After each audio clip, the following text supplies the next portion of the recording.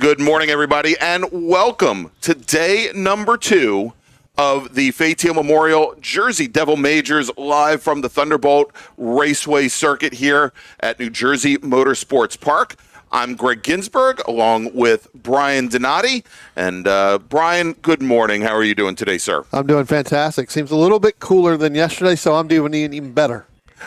Yeah, absolutely. But a beautiful day here at the track, and looking forward to some wonderful racing. We're going to be getting underway in just a few moments with our very first race. But Brian, quickly, let's take a quick look here at this beautiful New Jersey Motorsports Park track, the Thunderbolt circuit. Here it is 12 turns. It is a touch over 2 miles, 2.25 miles, with a lot of elevation change and that ever difficult octopus down there, turns 7, 8, 9, and 10, going from increasing radius to decreasing radius turns, changes in direction that it seems doesn't matter if you've got a long wheelbase, high horsepower car, or if you've got a nimble, quick little small car.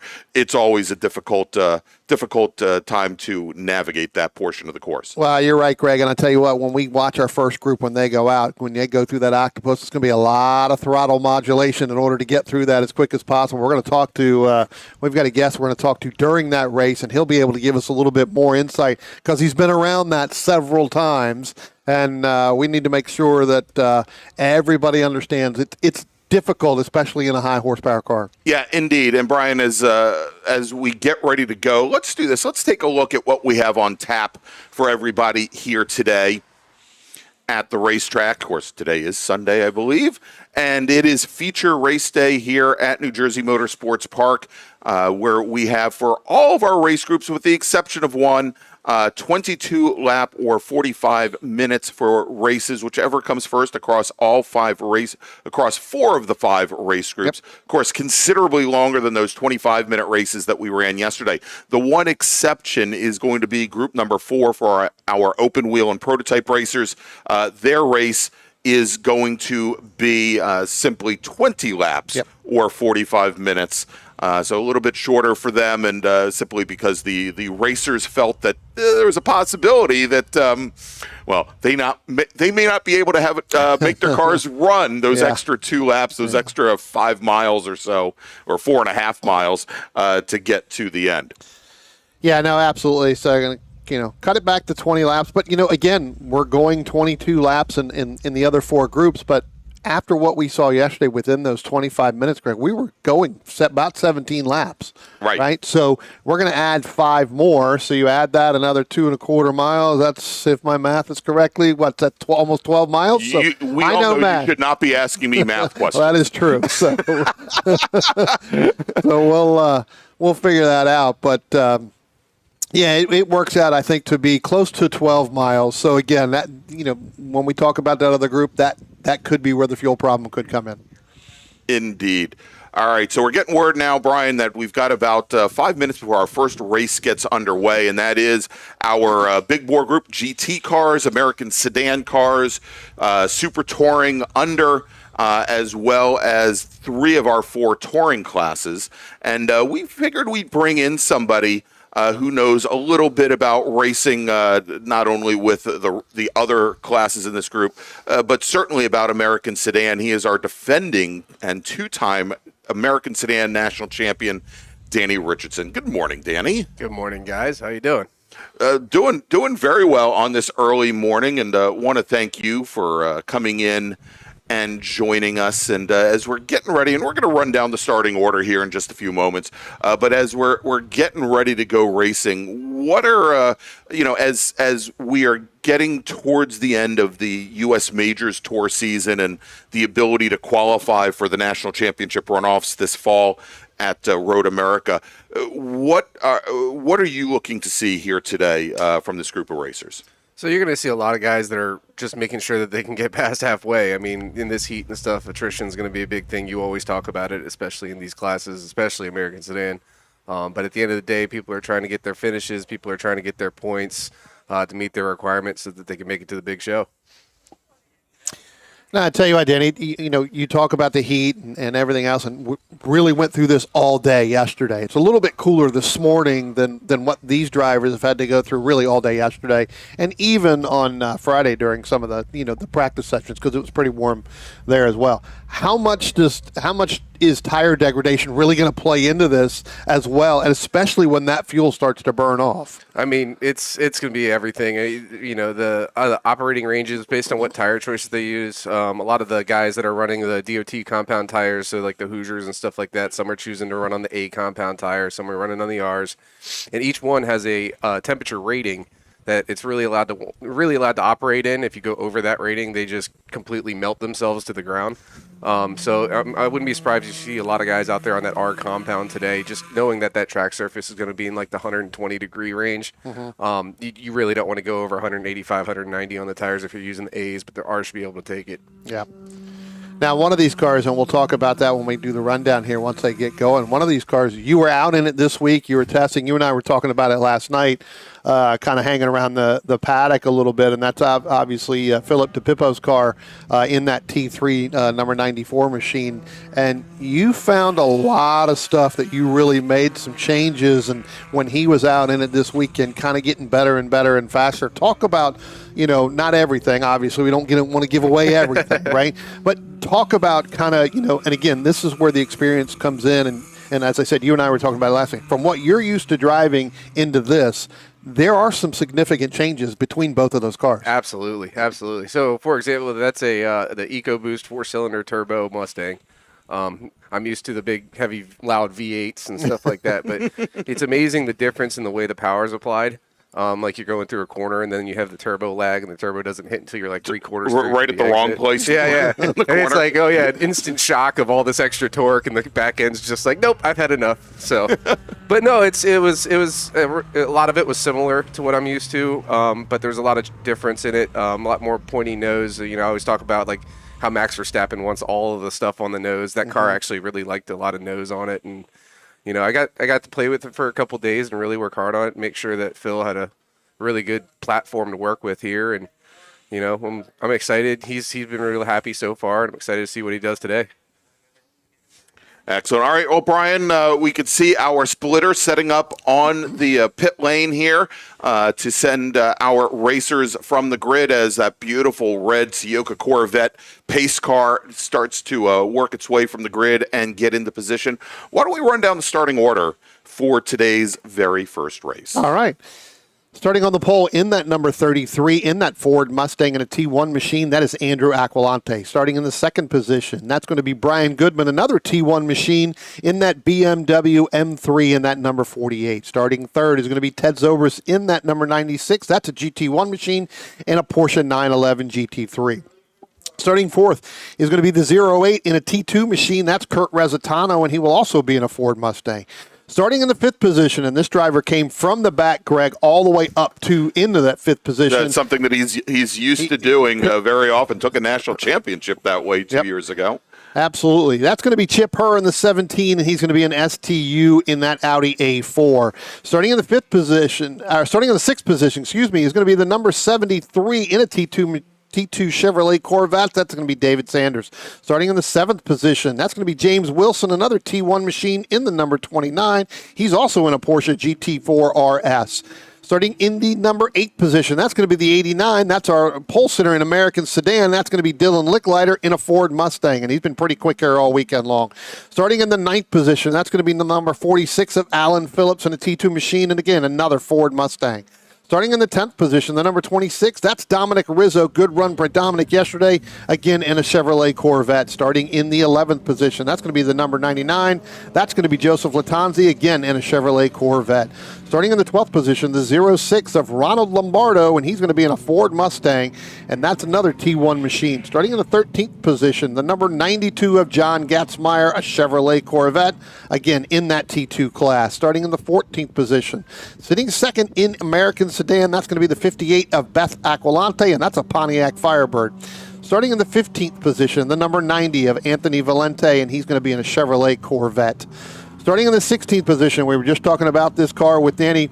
That's going to be the number 94 of Philip DePippo in that Ford Mustang. Starting in the 17th position, another American sedan, that's Dwight Cooney in the number 57. Starting in the 18th position, one of our STU competitors, that's going to be Michael Reese, and he'll be in the 69 in that Honda S2000. I know Michael had some problems yesterday early on, wasn't able to complete the entire event. Starting in the 19th position, that's going to be the 39 of Edwin Karabak, and he's going to be in a BMW 330 in that 19th position. Starting 20th, in the number 50, Joseph Fagolia, and that's going to be a Chevrolet Corvette, and that's going to be in GT1 class. And I know Joseph had some problems earlier on yesterday morning during his qualifying. I did not see him around last night, so I think he may have already left the facility.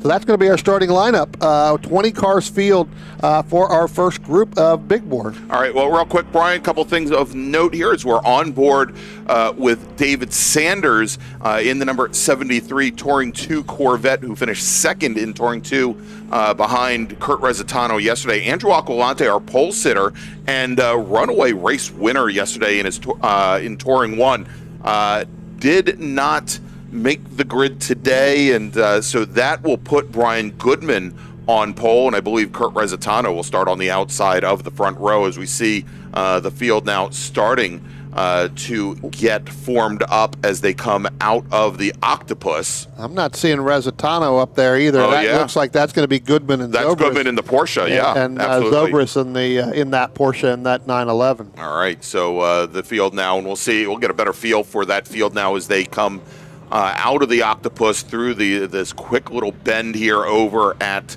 turn 11, and then they've got the one final corner as the lights are out on the safety car, on the pace car here, and it is now taken to the pit lane, turning things over to Brian Goodman out of Fairfield, Connecticut in his BMW M3 as the starter looks over the field, and green flag is in the air, Brian, and pretty much nose up. We've got both Goodman as well as Zorbs there in the GT1 Porsche 911 as they head now down into turn number 1. I tell you what, the man on the move on that start, we've got one car that went off there, and you know, we're looking at it, didn't get a number, not sure if it was somebody went off to the right, but the start of the day really right now is Chip Herr, because he got up almost 3 wide as they crossed the start-finish line with Goodman and Zorbs in that Porsche. But now he's falling back a little bit. We'll try to figure out what the number was on that car. I just think they went too wide, hit the dirt, and kept going. I didn't see where anybody went off I think it was Alan through Phillips. there. You think Alan Phillips may have gone off all the way through? So we'll take a look at that. We'll try to see if we can't get that number. Comes across through the radio. All right, as we go on board with David Sanders, and he's right behind that Audi A4 of Chip Herr, same touring car that Chip ran in Pirelli World Challenge back in the early 2000s, and they took to a win the past 2 years in Super Touring Under. Oh. And looks like a little tire rub there in the right rear from Chip Herr as they're coming through, as the car gets heavily loaded up in that Octopus section. So let's jump back here as they come out of the Octopus now. And Brian, you know, we mentioned, of course, he's sitting about mid-pack. He had to start from the very rear of the field yesterday, as he had originally qualified a different car, a Subaru, that unfortunately wasn't in a position to race, frankly, and so Chip ended up switching back to the Audi, which was here, and had to start from the very back of the pack. Well, if you didn't know that Chip was a 2-time STU champion, if you just go back to the in-car in there for David Sanders, Chip has actually put it on the rear window of his car. So Danny and I are looking at it. You can see it right at the very top in the back window. It does say 2-time national STU champion. So It's the most Chip thing you've ever seen. yeah. Well, that way, when he does start at the very back of the pack, they know that When he passes them. who's just past them exactly. Which, you know, when he won his first national championship, he started at the very rear of the field of like a 25 car field and worked his way up to the lead. Let's jump back over and see if we can pick up now. Whoops, I'm going to move forward a little bit and try to pick up our field. Now there is Goodman working and bringing the rest of the field through the Octopus, but worked from the very rear of the pack to the front. The year before had done the exact same thing, except that a Subaru only made it up to second, but ended up on the podium. And if he'd had maybe another lap, he might have been a 3-time defending champion. Yep. Pretty good battle here in basically in T1 and T2 between James Wilson. We kind of saw this yesterday as well. James Wilson in that 29 machine and Joseph Latanzi in that 99 machine. Again, those two drivers still continuing to battle, even from yesterday all the way through today. All right, well, I'll stick here on this camera, and we'll wait for them to come into our view here, Brian. And I think they are – there they are right there, the second and third car in this little group, and we'll track them. Again, they had a wonderful battle yesterday, Danny. Absolutely. I mean, the racing yesterday was incredible. It was like 6 cars, like almost nose to tail for the majority of the race. It was incredible. Even if it's different class racing and stuff, these guys are still out there having a blast. Well, just sitting there, and you and I were just looking at timing. I was pointing out, the car that you've been kind of working on, the Philip DePippo, he ends up moving up a little bit further. It got a good battle going on with Anthony Valente in that T2 number 90, that Chevrolet Camaro as well. And, I tell you what, that when they came by the start-finish line, Philip looked like he got a really good run, drive off out of turn number 12, kind of set him up to try to get right on that back bumper, not able to make that pass. But, Danny, one of the questions I want to talk about is, in the opening we talked about, when you go through the Octopus here, there's a lot of throttle modulation in some of these cars, especially in the car that, you're used to running here in this American sedan coming through here. It's a lot to get the car to turn. Some of these cars, as you talked about in Philip's car, it's almost a point, right? You can get it to point there. Talk about a little bit more of the difference there between that, having to use the throttle to get the car to turn, especially in that back half of that racetrack, as opposed to some of these other cars where you don't really, it's a point and get into the right spot. I mean, yeah, it's amazing in that section of the track because the corners are so long. You load up the suspension for so long that you reach that top end of the suspension curve. So if you do any more addition of whether it's throttle or braking or anything like steering input, whatever, you're already at that maximum suspension. Real quick, guys, wanted to jump in here. We've got 2 cars that appear to have an issue over by turn 3.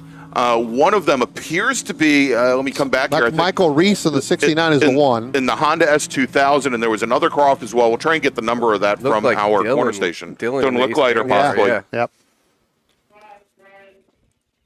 We'll keep an ear out for that. But, yeah, I think it was. The 69 there, Michael Reese, along with Licklighter. That was both black Mustangs having an issue in this race. Yeah. Maybe want to come in here really quick and change that paint scheme as quickly as possible. Yeah, I don't know. Tell your crew I'm coming down pit road. Just put an orange dot on the Phil's car's green. We're all right.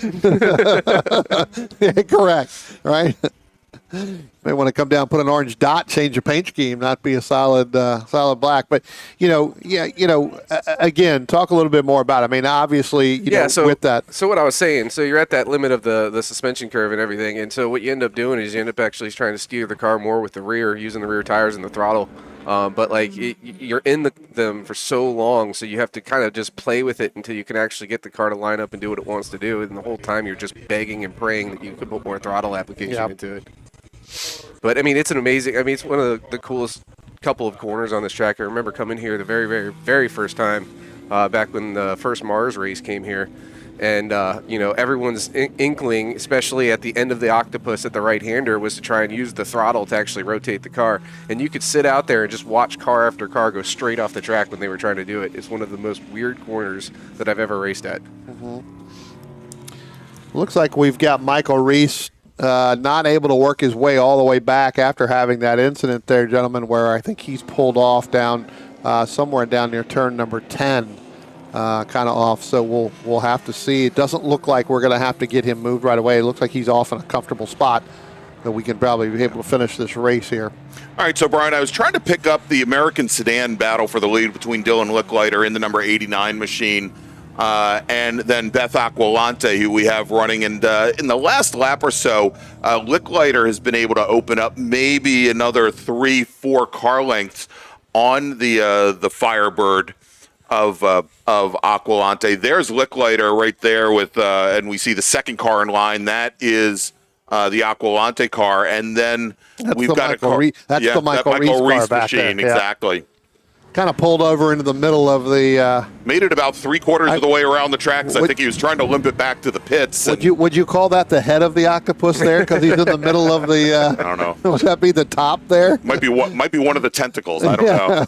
I'm so indifferent right now. Phil's closing down on that Camaro right now. I got to cheer for a Mustang over Camaro. Yeah, I know. Isn't that difficult for you? Yes. He's been running him down quite a bit. So all right, well, let's follow that for a moment here. Is that they're right behind the Aqualante machine? There they are coming down into turn 3.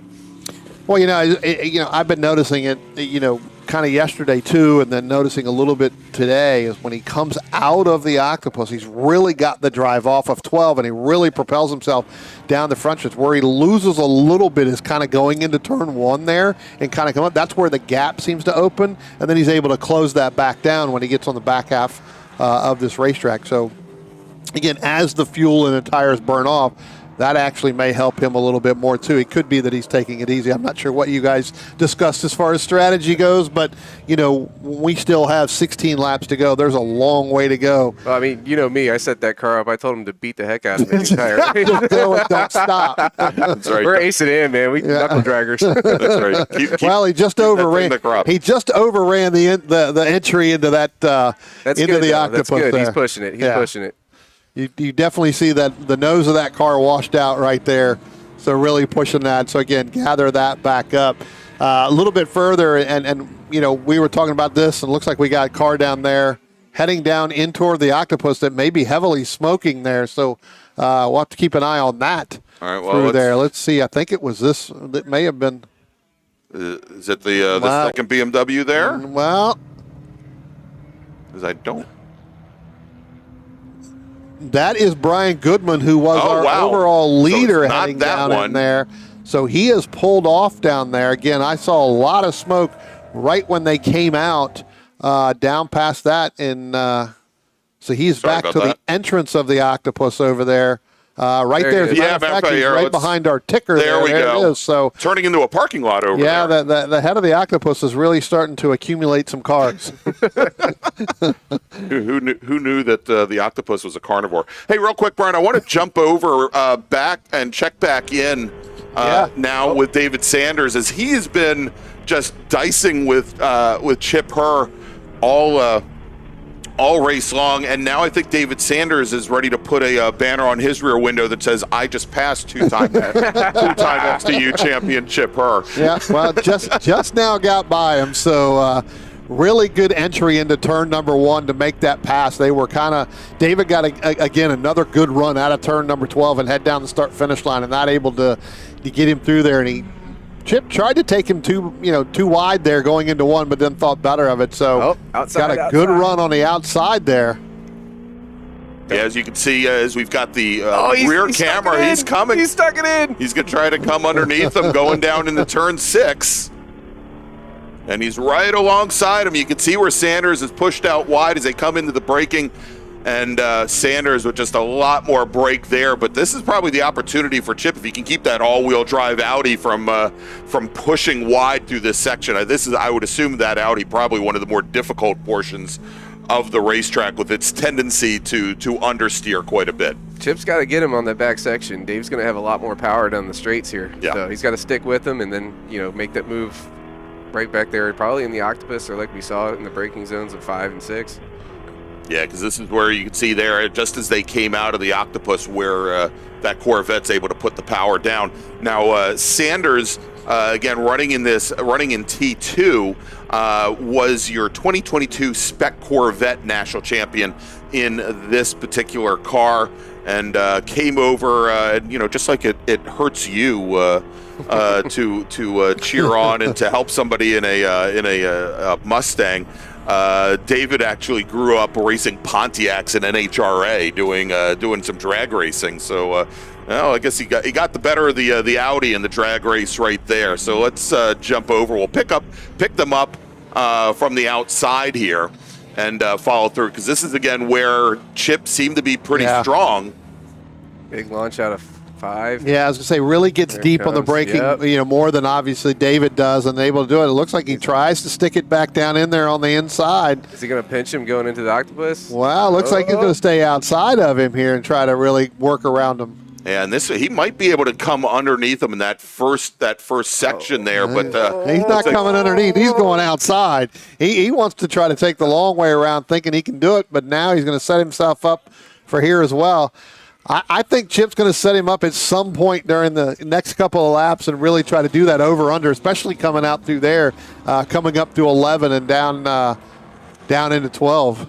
Oops, let's go back here. There they go. Yeah, and of course, once you get here, this is where Sanders has the advantage Sure. down the front straight. But if you look at you look and you go down into turn number 1 with that group there, I tell you what, Greg, it's really where Chip Herr really gets the good run. Yeah, indeed. All right, so we have gotten word now, I think and it looks like we've got another car that looks a little bit off the pace, Brian. That going is to the actually Latanzi, I believe, Yeah. in the 99 again. Yeah, and that car was smoking pretty heavily, Brian, and the corner workers are definitely taking a look at it here. So Joseph Latanzi his race car may not be long for this race, as he's now off the pace. I thought we were going to have a third race car over down at the Octopus, but indeed he is going to bring that car onto the pit lane. It's not good to have a black paint scheme this morning. No, apparently not. We've got quite a bit of problems with these. Dark color absorbs the sun. Yeah. It's hot out. I get it. All right, let's jump back with some of the action here. That's why you have white. Is that why you went with white? There you Learned early on, maybe. Yeah. Good run there with Thakwalante, and I believe that may be Dominic Rizzo in the I think, 26. Oops. Again, Rizzo was up a little bit further, battling with James Wilson along with Latanzi before he had that problem. So we'll have to keep. That's either Rizzo or that may be John Gatzmeyer. Gatzmeyer in the 92 machine. Yeah, exactly. Yeah. The number 92 Z06, another one of our Touring 2 cars. I think another one of the machines that had been running in the Spec Corvette series. And said he got into racing. Brian Gatzmeyer did. He rented stock cars on the Milwaukee Mile. Yeah, and did some late model dirt modifieds as well. one of the word coming across the radio here too, gentlemen, is that with that Latanzi machine, kind of having some smoke coming out, trying to keep an eye on the racetrack here, possibly some fluids around. Yeah. So again, that changes the dynamic of if you do see it and it's not enough, you've got to alter your line in certain areas, and that could cause even a bigger problem. Brian, I'm going to jump back, and again, not a battle in class if you don't mind. I'm going to jump back over to David Sanders here because Chip Herr has gotten back around the Chevy Corvette here as they come through this. It's almost a straightaway out of the Octopus and into the final corner here, turn 12, and onto the front straight. Yeah, and again, Our advantage. 11 laps to go here. Still plenty enough time. These two are really do it. And Sanders gets really deep into turn 1. Yeah. I mean, I think that the last 2 laps I've watched, that's the deepest he's gotten, all the way through. But that car is really starting to become a handful. The tires are starting to go. You can see that. His hands are working pretty hard, yeah. You're shaking your head so hard that the headset almost came off. Almost as hard as his hands were working in the steering wheel, trying to keep that car under control. Yeah, you can see it right here. Sorry, Greg. You can see it right here, the distance that he's, the Chip's been able to open up as the race has gone on. Yeah, interesting there as far as the weight transfer. Also looking at that Audi, as we had, again, some rear wheel brake lockup going into turn 5 as the car kind of leaned over, and that inside rear wheel is basically just dragging along the pavement. But it's interesting to look at the handling dynamics and how they're so obviously so different between an all-wheel drive sedan and something like a C6 Corvette. Yeah. Or a C5 Corvette. C5, yep. We'll have to see when he comes out of here how much he gains going back look at down that into back end turn move 1. around that thing. Yeah. how much he's going to gain. That's your right foot doing a lot of throttle modulation there. Well, It's I got to wouldn't be get to see the it's gonna be throttle rough. trace right now. Yeah, no kidding. On, off, on, off, on, off. Exactly. All right, let's pick up some of the other action out here if we can. Let's see. We're going to go into turn 5, I think. That's the back half of the Gatzmeyer machine. Yeah. Anthony Valente a little bit further back than Alan Phillips has now gotten back around Philip DePippo in that number 94 in that T3 machine. Sorry, starting to starting to possibly struggle a little bit as we get to over the halfway mark. It's a big, heavy car on a really small tire, so I mean, it is what it is. You got what you got. You just drive the heck out of it. It's hot. It's they're pushing it. It's a heavy car. It's gonna happen. Yep. It's something that you deal with every single time you bring that number 22 Camaro out. I totally get it. Oh, 100%. There's our overall leader. Haven't talked a little bit about, haven't talked pretty much about Ted Zobrist, that 96 car, as he's getting ready to come up on the Alan Phillips machine. So, again, Ted breaking out there, kind of, put a lap on Alan Phillips, who is our 11th place car overall. So, there he goes. Ted getting the most out of everything that he's had. A little bit slower in time again as the race goes on. Early on, lap 4, 124.179 was his best. That was faster than what he did in the race yesterday. Even faster than his qualifying time if he said it during the race. So got that Porsche 911 GT3 Cup car kind of set up right here going through. I know he's been kind of coming into some lap traffic here, so times have kind of come going up a little bit, but that car seems to be doing really well. All right, so Brian, just as we're actually a little bit over halfway, working lap number 14 out of 22 here. Let me make a first call to the grid for our next race group.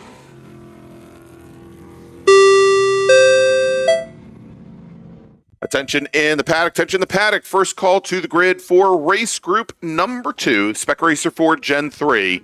Please start heading to the grid. Spec Racer Ford Gen 3 racers, race group 2 is your first call to the grid. You know what, Greg? Let's go ahead and back up in this American sedan, and they're just now crossing the start-finish line now. And that's going to be Dylan Licklider. There goes Beth Aquilante. Now, she, it opened up a little bit. But she seems to have closed it down just a little bit more. There goes Dylan Licklider right now. And again, I think he had that problem early on in the race, and she's kind of closed it back a little bit, kind of opening up. One lap it'll be within 2 seconds. The next it closes down to like 1.5. So there is certain parts of the racetrack that she is starting to close on Dylan. She's picking up about 0.8 a lap for the past 2 laps. Yeah. So she's definitely working it. Yep.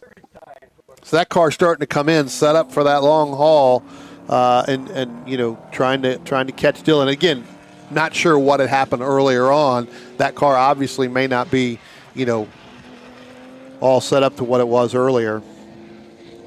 Yeah, Dylan was real close down to the track record almost in qualifying. So I mean, he was doing really well this weekend so far.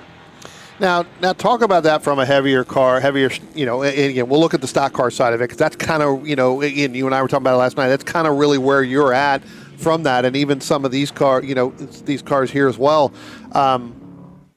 Obviously you never want to see a full course caution. Do you anticipate that potentially happening when you have so many mixed classes in here, or you just set it up, hey, look, it's going to go 22 laps. I'm setting it up for the long, not a potential break in between? So the truth is you do it based on which track you're at. So every single track reacts to things different, as well as the level of danger of the track itself. New Jersey tends to run pretty well without cautions, but somewhere like Watkins Glen, we had two cautions and 2 races, and so it's different in each one. But at the end of the day, you have to prepare for a full race every time. Regardless, you can't just assume that you're going to get a break in the middle of the race, because if you do, you're not going to get one. Yeah, right. Exactly. Yeah.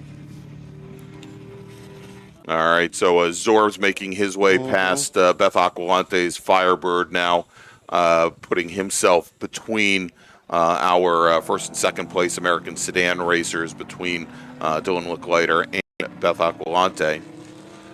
And Aquilante contracts director with Lockheed Martin. Her father, Tom, Yep. of course, got the whole family into racing many years ago, and starting back in the 80s. And obviously, the Aquilante family, I guess, we won't call it SCCA royalty, but I think pretty close across the multiple branches of that family. Well, we actually had Joe in the chat yesterday. That's right. So, of course, he came on after the big boy race was over. Yeah, so that's right. I think hopefully somebody sent him the schedule for that. Hey, just so Well, you know, he might be more interested in little British cars now. For yeah, all we could know, be. right? Yeah, right. Again, several drivers not taking the green. We talked about it. Andrew Aquilante not taking the green. Kurt Resitano, Dwight Koenig, and Koenig had some problems yesterday during his time, along with Joseph Folia.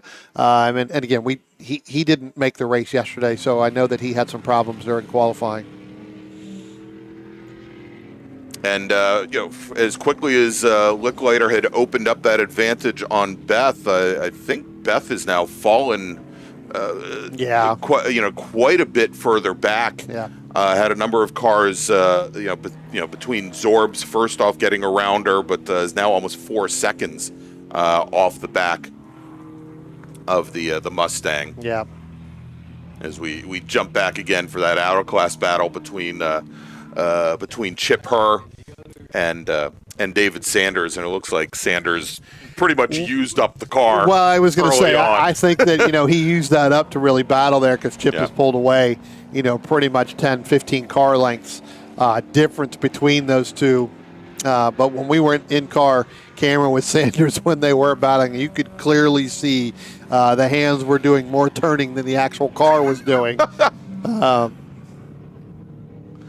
Yeah, I think the last time by the gap. And by the way, Herr and Sanders currently running second and third overall. Yeah. But I think with about 2.5 seconds now separating them is with Zorbs completing lap number 17. We've got 5 laps remaining now here at Thunderbolt Raceway, the Fay Teal Memorial Jersey Devil Majors. And of course, we want to thank all of you for joining us here this weekend.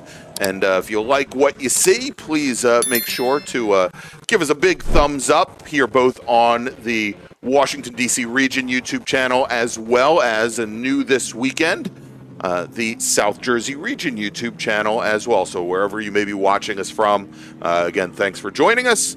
And give us that big thumbs up. It helps us get the word out about SCCA road racing. As we jump back on board here, Brian, with David Sanders, as he closes things back down with Chip Herr, as they just came up on Anthony Valente in the number 90 Touring 2 Chevy Camaro. So at least for Sanders, he's putting a competitor a lap down, but that also allowed him to really close the gap up on Chip Herr. Yeah, that was a really smart move on traffic by Dave. He actually gave it up a little bit on the entry so he could still hit the apex and come out with the exit speed to get right back on Chip's bumper. That was actually really impressive. Tell you what, one of the other battles I was watching, Greg, and this is actually for a battle in class. Okay. And that is the 92 of John Gatzmeyer in that red number 92 Corvette, along with Alan Phillips, who had that problem earlier on in the 46. Last time by the start-finish line, Alan had worked his way back up to 9/10 of a second. It was a little bit closer than that, as now they go by the start-finish line right now, and it is Alan Phillips who is definitely going to pull ahead of John Gatzmeyer. So again, that is for a battle in position. That's the last podium spot in T2. So Alan made really quick work of John Gatzmeyer within a lap and a half. All right, and it does look like Sanders got back around Chip Herr there, but let's look a little bit further. I would say a little bit further back. It's actually just ahead. Not that far. Yeah, Sanders is about to put them a lap down. So, and I just missed them going into turn 4. Let's check them out here at turn 5, as that looks like Phillips now starting to open things up just a little bit over there. Yeah, I tell you what, that that Sanders and Herr battle, that's been going on the entire time, and knowing Chip, he's kind of laughing the whole time. Oh, He's working yeah. hard, Ear but to he is ear. laughing. He loves it when he gets in there and he does the big out of moves. class battle. Yeah. As Chip is having to contend with that, with the, basically almost saw the door of the Corvette right in front of him. Again, almost saw it. The Yeah, counter steer every corner. And we've all known Chip for years, and to see how he gets up and he a conversation we had last night where he enjoys this stuff more than I think he did running in the pro ranks years ago. And it was interesting. We had a conversation last night. Alex Cumming, one of the racers here racing in Touring 4, came up in an RX-8. And Alex went and introduced himself to Chip, and almost immediately Chip goes, hey, I was watching your race, and, the front end of your car might be a little bit low. Are you having some handling issues, and issues with understeer at the front of the car? And I mean, immediately Chip, who also has a pretty substantial coaching resume as well, is immediately, without even knowing the driver, basically offering advice on how to make them a better driver. Yeah. As we see here now, Sanders getting ready to come up on Gatzmeyer again. He's putting him a lap down there, but he got another car. It looks like one of the other BMWs there. That may be the 39. Right. Edward Karabakh in front of him. So he's got to really work to get hard. And so I wonder if that's going to actually help Gatzmeyer to get in between, obviously, him and Chip Herr. But, Sanders could be able to pull Gatzmeyer along and maybe run down the Alan Phillips machine with just 2 laps left to go. Well, unfortunately, it looks like Phillips has opened up a pretty good gap there with all that going on here. So let's jump back out of the car here. We'll take a look as they come down the front straight.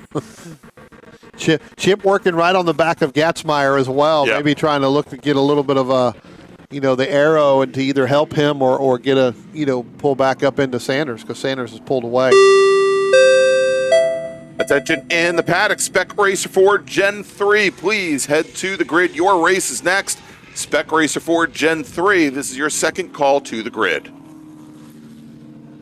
Smart move by Gatzmeyer there, really getting out of the way with Chip Herr when they came down out of turn number 1 and turn number 2. Thought better of it and said, hey, you know what? I know I'm in front of you, but it's not really a matter of, there. Got really over to far driver's right. Well, it looked like Chip almost ended up over at the Millville airport for a second there, coming out of turn 3. Yeah, right.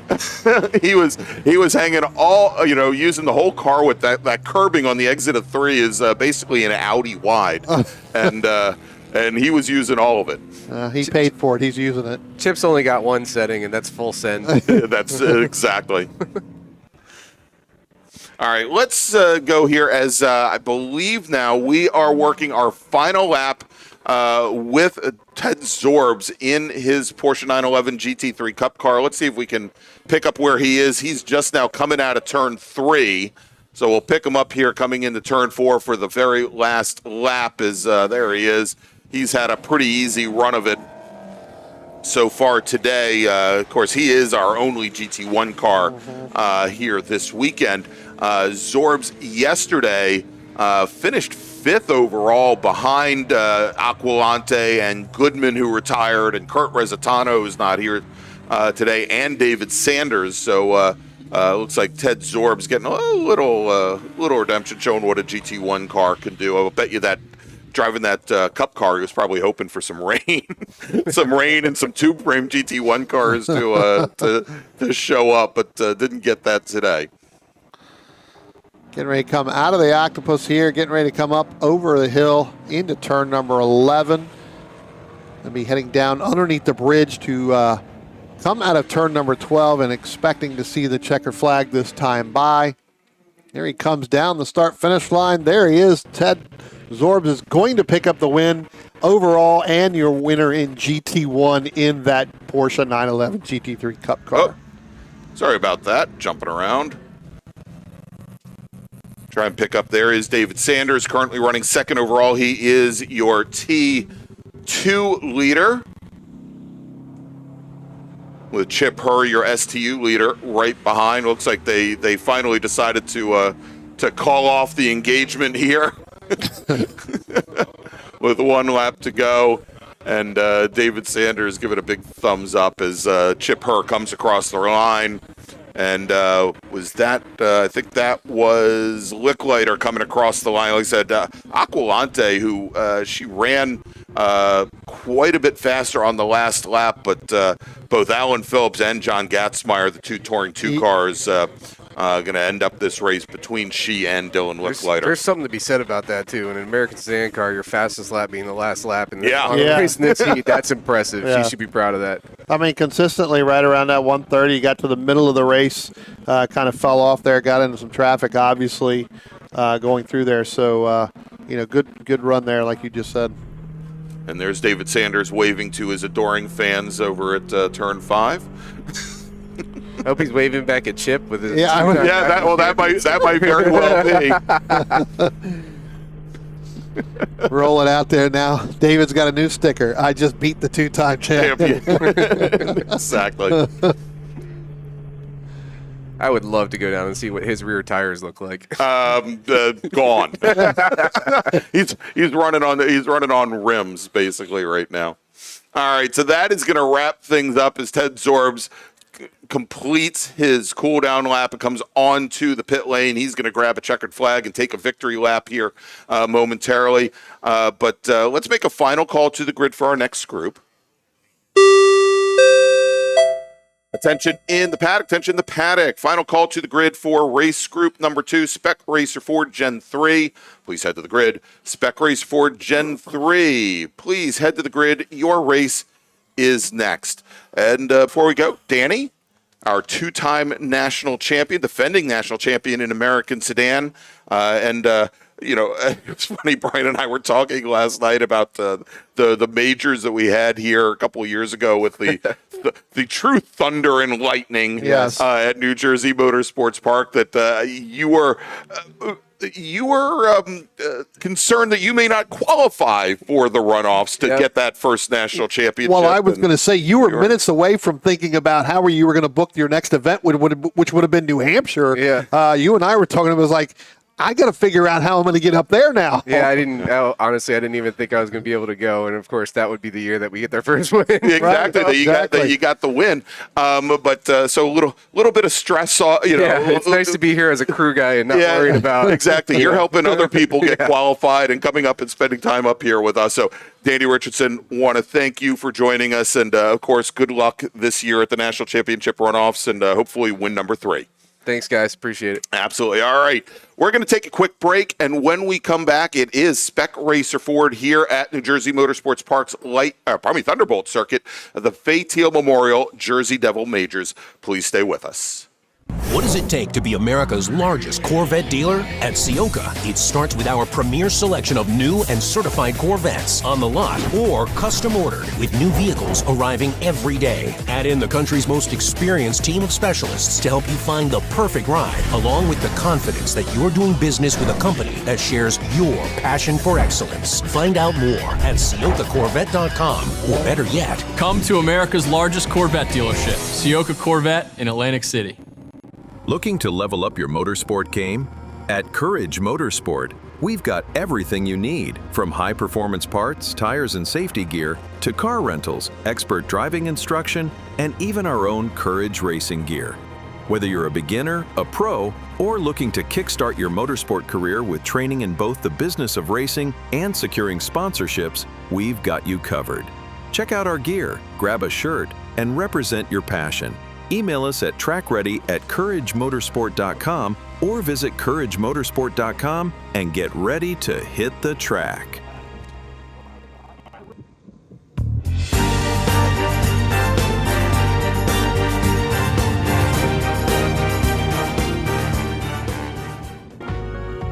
Cornerstone Financial Advisors is a family-owned and operated full-service financial planning firm in Haddon Heights, New Jersey.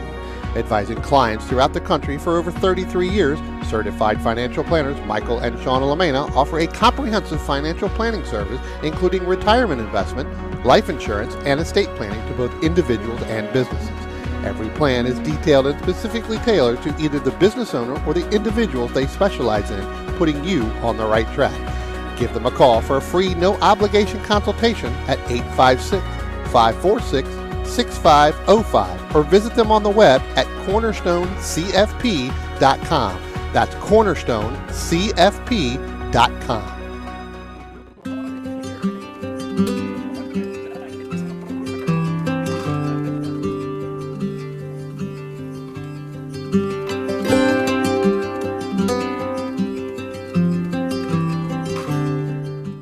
Willing and Able Racing offers top-quality spec race car rentals with full setup and repair services, including trackside support for SCCA, NASA, VRG, and other organizations' road race, time trials, and track day events. Their spec racer Ford specialists and each of their Gen 3 machines sports a SATAV sequential transmission and a data acquisition system. Also offering spec Miata rentals, Willing and Able is currently taking reservations for the remainder of the Mid-Atlantic Road Racing Series season. For more information, email Willing and Able at rent@WNARacing.com, see them on Instagram at WNA Racing, or visit their website at WNARacing.com. Willing and Able would like to thank all the volunteers this weekend who've graciously donated their time so that we may race.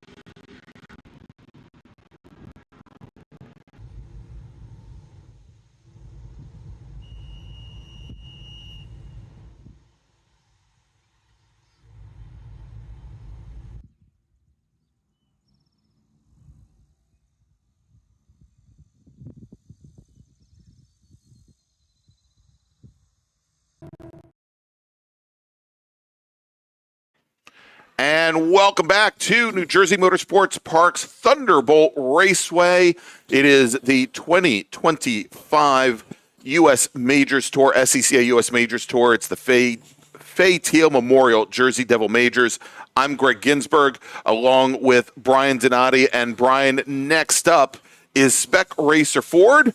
Why don't we run down the starting order? Yeah, starting on the pole in the number 130, that's going to be Mac Harrison. Starting in the second position, that's Steven Samet. He'll be in the 32. Starting in the third position, that's going to be Max King, and he'll be in the number 2 machine. Starting in the fourth position, the 111, that's Bruce Myers. Starting in the fifth position, the 56 of Jason Pintar. Starting in the sixth position, that's Jeffrey Lehner, and he'll be in the 117. Starting in the seventh position, that's Dave Dickerson. He'll be in the number 38. Starting in the eighth position, the number 55 of Sam Schechter. Starting in the ninth position, the 99, and that's Steve Minkan. Starting in the 10th position, the 68 of Jeff Valentino. Starting in the 11th position, the 06 of Ryan Harrison. Starting in the 12th position, that's going to be Mike Anderson, and he'll be in the number 9. Starting in the 13th position, that's Kyle Robertson, and he's in the 25. Starting in the 14th position, the number 81 of Steven Shue. Starting in the 15th position, the number 54 of Mike Thomas. Starting in the 16th position, outside row 8, that's going to be the 51 of Liam Kerper. Starting in the 17th position, the number 11 of Thomas Riley. Starting in the 18th position, the number 15 of James Rouse. Starting in the 19th position, the number 57 of Donald Privet. In the 20th position, the number 30 of Stephen Thomas. Starting in the 21st position, that's the 08 of Michael LaMena. Scheduled to start 22nd in the 01 of Chris Current. And Greg, we know he's not going to be out there driving just to our right. He's standing to my right-hand side. That's right. Starting in the 23rd position, that's going to be the 0 of Richard Herman. Starting in the 24th position, the 66 of Bill Watts. Starting in the 25th position, that's Kenneth Riley, and he'll be in the 47. Starting in the 26th position, that's going to be the 18 of Dan Iacovelli. And starting in the 27th position, the number 3 of J. Mark Wendling.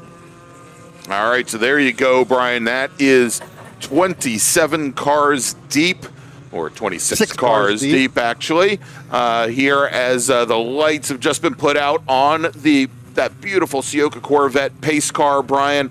And yesterday, our race winner in the sprint race was Max King. And what a fight it was between King, our pole sitter, Mac Harrison, and Steven Samet right at the front of the field.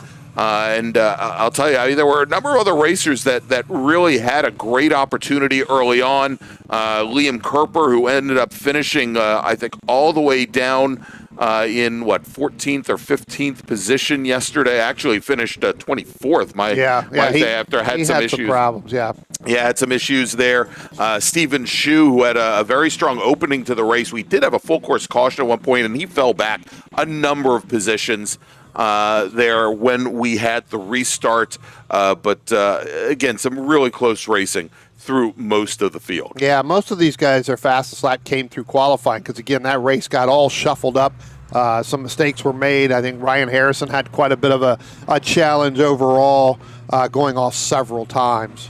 All right, so pace car on the pit lane. Brian, turning things over to our pole sitter today, Mac Harrison in the gray, number 130 machine today, the blue and white of Steven Samet, the 32, just to his outside, and getting a great start, Brian, from the inside. That was Bruce Myers in that white 111 machine, as he just jumped right to the inside. Well, there were some cars that just didn't go, Greg, and you're going to see this here. They were 4 wide, almost 5 wide. Here we are, 3 wide. A little bit further back is it looks like Mac Harrison's going to jump out. We've got some smoke coming off one of these cars up there. It looks like maybe some brake lock. We're going to look and see. We got one car off on the far driver's left. That's Steven Shue, I believe, Brian, that's off driver's left, and we know that he's in many cases had, pretty poor first laps, and that continues here today as our leaders come into turn number 4, and it's Mac Harrison, we said it, the 111 of Myers, who from the second row jumps up into second place, getting around that black with blue striped machine of Steven Samet, the 32 car, there with and actually, I'm sorry, that's Max King in the number 2, in the white number 2. He jumps to the lead there. So with Bruce Myers slotting in the fourth. Pardon me. Yeah, like I said, when you got to Mac Harris and Steven Salmon, once you got to Max King, that's where you had Bruce Myers, you had Jason Pintar, you had him 4 wide off the start. As it looks like now Max King's going to move up into that second spot. Looks like Steven Salmon's going to fall a little bit further back, Greg. He's about 2.5, 3 car lengths off of Mac Harrison and Max King. Again, we saw this battle all day long where those front three just happen to be going out. Now Salmon's a little bit further back, so he's going to have to work hard and hope that that's Jeffrey Lehner in the 117 that's sitting right there in fourth. He's going to have to use him to get that draft and move up, and then Sam Schechter all the way up to fifth after starting eighth. So again, that little debacle that that everybody kind of had, and we got another car going off down there into turn one, right, and spinning right in front of the field. Oh. That may be the 25 machine. That's Kyle Robertson. Going right in front of the field, after the first 3 or 4 cars there. So again, and somehow managed not to collect a good portion of the field. Yeah. He came sliding right across the bow of 3 different machines, Brian, and ended up in the grass driver's right.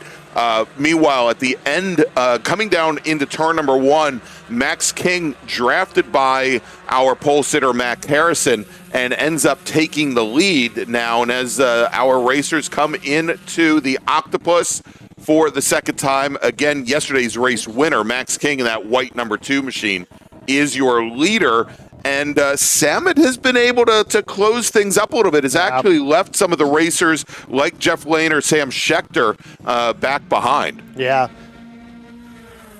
Again, we gave Max the nickname yesterday, and I heard his phone was blowing up pretty much all day yesterday. Let's keep those texts coming, right? What did you call him? Fireball? We called him Fireball Max. Not Fireball Jim Roberts, but Nope, Fireball Max King. There you go. Again, good battle a little bit further back there between Sam Schechter, Dave Dickerson, Jason Pintar, and now Liam Kerper all the way up into 8th, Greg. So, and now we've got another car going. There must be something either out there or guys really, really trying to do everything they can. That may have been the 117 there. Jeffrey Lehner in the going off there in turn number 1 because he has now fallen back behind Schechter, Dave Dickerson, Pintar, and Liam Kerper. So we'll have to see where he's going to slot in, but a lot of guys really getting the max they can out of that car, out of their cars. They're really going far drivers left. Yeah, indeed, Brian, and good to see there Sam Schechter in that light blue number 55 machine moving up into the top 5. Yesterday started a little bit further back than I think he wanted. Certainly, I think started 11th, if I remember correctly, and ended up finishing up the race in 8th position after having some dalliances with the top 5. But again, a much stronger run for him, and it's at least start of a race here early on. But I think he definitely wants to find a way to dispatch with Jeffrey Lehner ahead currently in 4th. Yeah, well, he's going to have to, at this point in time, our front 3 leaders are starting to pull away. They've got about a 2-second lead on Sam Schechter and Dave Dickerson. So Dave and Sam are really going to have to work together. Now Jason Pintar is going to go around Dave Dickerson coming down through turn number 1. You're going to see it right there. There's Schechter a little bit. That's going to be Schechter a little bit further back. Yeah, and Pintar, a big wiggle Pintar, coming through turn 3. And you're right, there might be something there just past the apex of 3. Everybody seems to have, losing really control of the car. But you can see our front 3 leaders now have got about a car length and a half gap in between them. With Pintar getting around Dickerson and opening that up, that puts Schechter out there kind of by himself at this point. Even though they still feel some of the draft a little bit, you've got to be able, if you want to work up and catch back up to that lead draft, you're going to have to work together the second half of this race.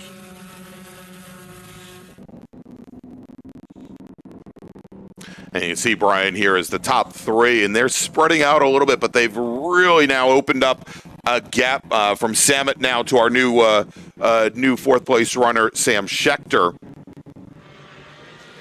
I think we got a lot of cars here, Greg, especially coming out of turn 1 and up over the hill down in turn 2. They're really kind of taking it easy, and that's where the gap's starting to build a little bit more, because that will affect your lap when you get right through there. So again, starting to see some some things going on. Here you go. There's Max King and Mac Harrison. They're starting to pull away. If those two get together and stay nose to tail like that, Greg, right, that's going to take Steven Samet out. The only opportunity at this point Steven Samet's going to really have to be able to catch is hope that Schechter and Pintar, along with Dickerson, can get up there, across the board. Yeah, and of course, Brian, with this much longer race compared to the 25-minute sprint that we ran yesterday, I think the goal for King and Harrison really is to essentially have at least the last maybe 4 or 5 laps to battle it out on their own without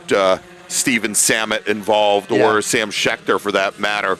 And it'll make things a lot easier if Schechter, although Schechter's all by himself at the moment, if he can close things down a little bit on Steven Samet to distract him, I guess, from that battle in the top 2. Yeah. Greg, we may get some word, a little bit of potentially some contact. One of those cars would be the 57 of Donald Privet. Again, we saw Kyle Robertson. He ended up spinning kind of in front of the entire field there. He's dropped all the way back to 26th, trying to work his way back up through the field, see how many spots he's going to be able to get towards the end of this race. But definitely not going to be in contention. All right, Brian, let's also pick up here. Just back again in 5th place, Jason Pintar with that same livery as we have from the machine you just talked about. Also David Dickerson in the 38 and Jeffrey Lehner now, who has dropped back in the 7th position, all working very closely. And, and again, you're not seeing, again, here early on in the race where they are really jockeying for position. I think they're just trying to get into a groove, either work up to the group ahead of them, or possibly, again, maybe more importantly, they've got a nice gap now to the cars back behind to Kerper, to Harrison, to Minkon, etc. Right.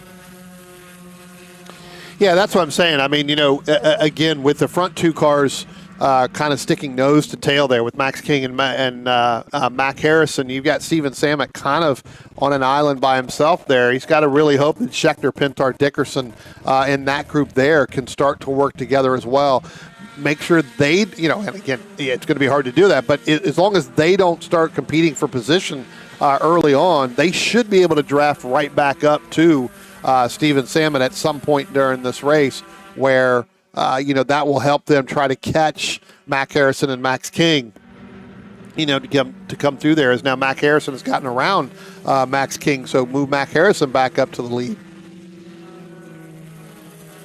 And that was done on the front straight. No contention, no challenge there. Wanted to let that pass happen so that they don't lose momentum, so they don't start falling back to Samet, who is still about 7 car lengths behind. Yeah. And now we've got a challenge going into turn 4, Brian. So that may be Kerper trying to get down through. So it looks like he tried to make a move there. Yeah, and that's Liam Kerper. He's I think we talked, he's 16 years old thereabouts, Brian? Yeah, close to that age, yeah. Yeah, and first season of racing for him. He's had some podium finishes in regional races, the Mid-Atlantic Road Racing Series at Summit Point Raceway. I believe this is his 2nd time at New Jersey Motorsports Park, first time on the Thunderbolt circuit, however. Yeah. Looks like getting word maybe James Rouse may have spun at some point. We'll see. Nope.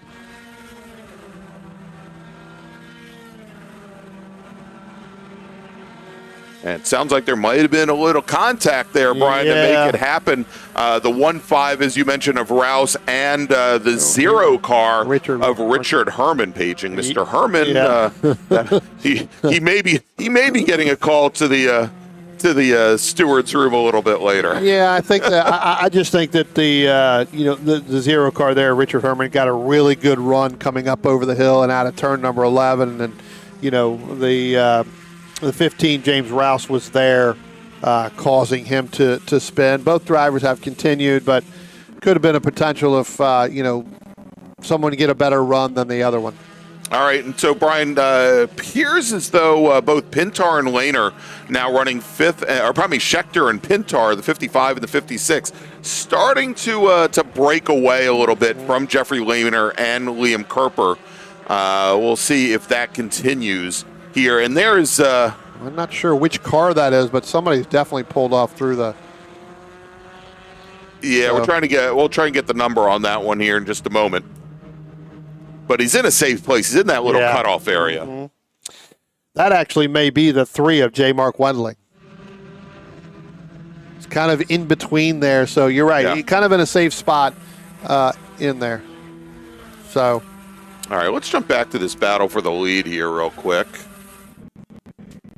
As now Mac Harrison doing a wonderful job of defense is taking Max King all the way to the edge of the track, driver's right, but King able to fight back and retakes the lead from Mac Harrison. And Steven Salmon is going, please do that for like the next 5 laps. Yeah. at least the next 11 laps. Yeah, so exactly. he can, there's 14 laps left to go, but if you do it for the next 11, that's really going to help me, as well as I'm sure Sam Schechter and Jason Pintar are saying the exact same thing, right?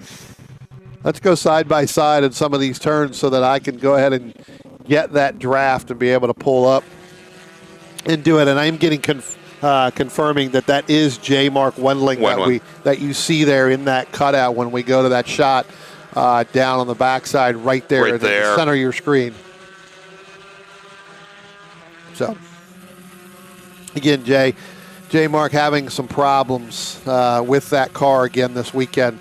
I think he had some problems earlier on. I'm not sure if it was I can't remember if it was in qualifying or at some point during the rest of the day. So yeah, I believe it was during the first of the 2 qualifying sessions yesterday morning. And Brian, look at this: is Sam Schechter runs very wide coming out of the Octopus. Jason Pintar puts the number 56 machine underneath him. Cannot quite get close enough as Schechter gathers things back up as they come through the final corner and onto the front straight. And so Schechter will complete that lap, complete lap number 9, starting lap number 10, still here in 4th position, just off the podium. Yep. That being said, it's also allowed Steven Salmon to open up another 0.3 of a second on that grouping. yeah, no, absolutely. And, if you're now sitting right back, if you're Jeffrey Lehner in that orangish number 117 machine, if you're Liam Kerper, who's right at the tail of that group, you have to be wondering, well, should we now start trying to affect things? Yeah. Because they've got David Dickerson and Ryan Harrison now really starting to close up on the back of them. Yeah. Yeah, definitely getting a lot of calls coming across the radio as well. So with some of these turns, so we've got again, we talked about potential contact between the 0 and the 15. I think we also had it with the 57 earlier on. So it looks like we are going to go to a full course double yellow. And Greg, that is due to the fact that is the Mike LaMena machine just now going by the start-finish line down into turn 1, the whole right side of that car. And I don't know if he's going to make it all the way around. I think he's going to pull in down there, but the whole right side of that car, here he comes now, the whole right side of that car seems to be missing and flapping around, and I do believe that he may have gone off in turn 1 and turn 2. On the previous lap? Yeah, potentially some contact with the guardrail. You can see it right here, that whole right side of that car, and I do believe you can see at the very top of the hill, about the middle in the curbing there. Yeah, it's all in the middle. You can see them trying to move on the around. track surface as well. Yeah, so kind of going in between the debris there, as we call it, from the other side and of the pond. Unfortunately, I think I missed LaMena coming into turn 4, which would have been a great opportunity to see that side of the car. Yeah, because there he is going into 6 now.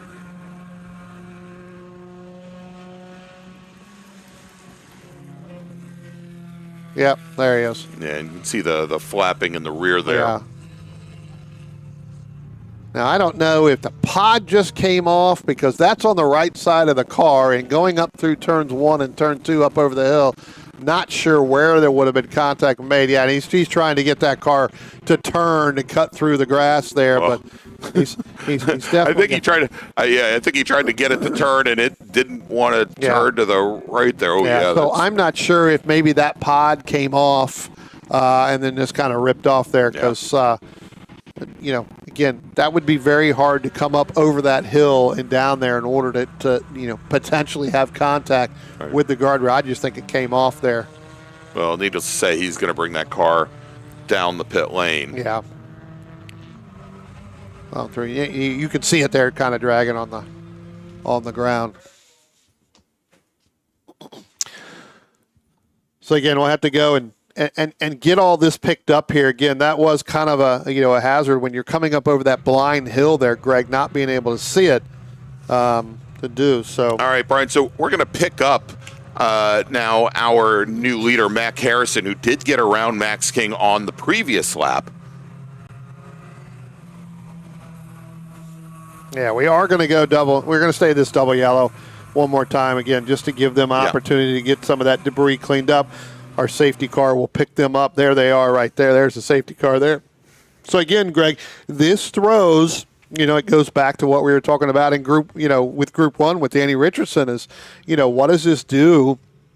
Do you set your car up for a long haul or do you anticipate potentially, and as he said and alluded to, it depends on the racetrack you're on and where you're at. You really kind of set it up for, a full sprint. Yeah, you have. You have to, and you have to anticipate that it's going to go the full distance. And I think the example that Danny used a little bit earlier was Watkins Glen, where because of the proximity of the blue bushes there, there's a better than, certainly a better than zero chance, but I'd say better than a 20% chance that somebody's going to go bouncing off the Armco and cause a full course caution at some point in almost any race. There. As you can see here, I think somebody asked us, why are our cameras so far away from the racetrack? And the reason is because, that's why. It's one reason. Yeah, because I can't put my cameras right on the edge of the pavement because Michael Mena might hit it. No, just kidding. That was just a joke. Here, as you look at this circuit, you can see there's a lot of open area here, but that doesn't mean that cars won't have issues, whether it be contact or whether it be some kind of mechanical issue that will bring out a full course caution. One of the things that this does, Greg, is this brings the entire field back up to Mac Harrison and Max King, even though they were having the opportunity to battle, the last two laps here and changing positions. Steven Samet was, again, about a second and a half back from them. Now, all of a sudden, this just brings everything together. We saw this yesterday, as you alluded to, when we went to a full course caution yesterday in this group. To turn around and get a restart. Some guys at the front just didn't do a very good job of anticipating that restart. I believe at that point in time it was Mac Harrison that was leading them down. Yes. And it got kind of a slow restart. A very slow restart. And next thing you know, you've got cars all over the place. And so it ended up being where, it took a lap or two, but that's when Max King kind of, took that number 2 machine, pounced on it, and kind of went on by. Yeah, and also as we're seeing here, you see the slow pace behind the safety car. You don't have the racers trying to scrub in their tires or what have you. And I think what we saw, we talked about Stephen Shu, who had his issues on the opening lap with cold tires, and there he is right there in that green and white number 11 machine. You could possibly have issues once again with the tires cooling down, and even though you may be ready to get going, the equipment underneath you may be saying something otherwise. But this is a great opportunity for Sam Schechter, certainly, who again finished yesterday's race. Ended up finishing yesterday's race in 8th position, just behind David Dickerson. In starting today's. Started today's race in 8th. Yesterday ended up finishing in 5th position. Now sitting in 4th. He's in a great position, and he's had again, a lot of majors experience already this year, majors and Super Tour experience. And if I were Harrison, and by the way, if there isn't a race, we joked about it yesterday. If there isn't a race where Sam Schechter and Mac Harrison aren't side pod to side pod, is it really a spec race or Ford race? So especially on the East Coast. Right? Exactly. I would expect. Well, we saw them get together to start off the season at Homestead Miami Speedway. That for both of them, the race ended prematurely, right. But they are always together. Yep. All right, are we hearing a little bit from race control as to... Yeah, it looks like they've got, kind of the debris up there, kind of picked up and cleaned up, so we may end up going back green. I didn't really catch whether or not we are. I mean, we've got 10 laps left to go here, in this race, so the next time they come by, it'll be 9. So why don't we go ahead and make that call for the next group. Attention in the paddock. First call to the grid for race group number 3. Small bore production, E production, F production, H production, B-SPEC, STL, and T4. Please head to the grid. Race group number 3, E production, F production, H production, B-SPEC, Super Touring Light, and Touring 4 racers. Please head to the grid now. Your race is next. We've kind of talked about this driver as well. Liam Kerper now sitting up in 7th, but now with the field all compacted, and Liam does get a really good restart or will get starts wherever he's at and wherever he goes. Again, still new to this track, really learning as we go. So, all right, Brian, looks like the lights are out on the safety car, and we should be going back to green flag racing this time by. And I noticed as the drivers were coming through turn 6, and we'll see it here on this shot as they come out from behind our ticker, there are some definite gaps in the field here. And you can see one forming up right there. I think some of it is the drivers kind of dragging their brakes, trying to get some heat in the wheels and in the equipment. Yep. But we should hopefully see them close up here, especially towards the tail of the field. But there are, again, still some gaps. Yep. And if I see the driver ahead of me dropping back from the rest of the field, I'm going apoplectic at this point. Well, yeah, because you're really trying to to make that move, and so we'll see here. It looks like our Harrison dropping off the back of the safety car a little bit to try and get a run, as he's going to bring the field through the final corner. Now, as he does, again, they can't really go any more than that pace car speed until the flag comes out. And now there you go. Flag is out. Green flag again, and now jumping to the inside, Brian, what did I say? It is the 55 of Schechter and the 56 of Pintar now trying to make a move here on the opening lap as Mac Harrison holds off King. Samet holds on to that position. Schechter not able to get around Steven Samet, however. Tell you what, Ryan Harrison really trying to put the pressure on Liam Kerper in that 51 machine. Looks like he's going to go far driver's left. Looks like he's going to make that pass stick coming down out of the bottom of that hill, out of turn number 3, headed up over the hill. You're going to see there's the 06, the red and black machine. He got past Liam Kerper. That's for 6th place. Move him up. Move Jeffrey Lerner even further back. Move him now back into 8th place. And Stephen Shue, who was sitting down in 14th, he makes a move on Mike Anderson in the number 9 machine. So Moose Shue up to lucky 13. Yeah. I don't know how lucky that is in some cases, but obviously right now picking up another one, and now it looks like he's going to make another move down on the inside there of maybe Mike Thomas as they head down through there. But our overall leaders here, Mac Harrison, Max King, they are starting to pull away again over Steven Samet and Sam Schechter there. They've pulled away by about 2.5 car lengths over Samet. Now, Greg, as we still have 8 laps to go here as they come out of turn number 12 and go the cross start finish line, I tell you what, it could be where Pintar and Schechter, once they catch that Steven Samet machine, they could start to reel in these leaders, because sometimes, and especially here, 3 cars are faster than 2. Yeah, certainly. And of course, at the opening of this race, Samet had that early advantage as everybody was jockeying behind him. Not so much this time, although he has once again kind of moved even early on here after this restart into a little bit of a pocket that he's got about 2 car lengths between he and Scheckter behind. But Samet once again doesn't seem to have the pace of Max King and Mac Harrison just ahead of him. So, this may end up being a fight for third at some point with Mac Harrison and Max King once again, trying to determine your race winner for the second day in a row. Looks like we may still have some additional contact out. I do believe I heard one of them was the call with the 47 of Kenneth Riley as well. So, again, this group here really, trying to get the max as they can, as now we got started to go to the outside there. That is actually the 25 of Kyle Robertson. Looks like he tried to go, or actually Stephen Thomas tried to go around the outside there, coming up into the center of the octopus over Kyle Robertson. Not sure he's going to make that stick. He's going to have to back out of that in order for that to happen. And sure enough, Kyle Robertson does hold on. That's for 15th and 16th. So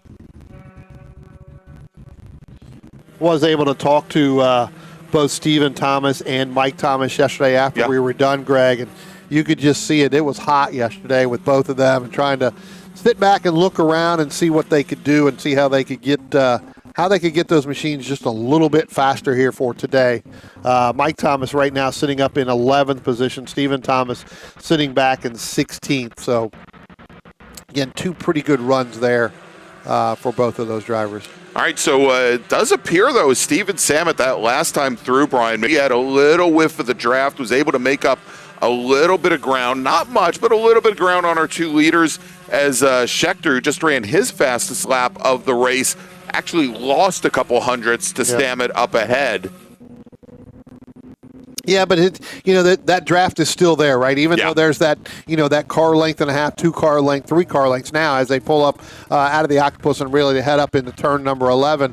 A little bit further back, looks like that may have been Stephen Shue and Kyle Robertson going side by side. So that's that's not going to work out well there, because that's just going to open the door for the other drivers. But as they come by the start-finish line there, that time by Samet was a little bit faster, like less than 100. Again, another 100th faster than Scheckter.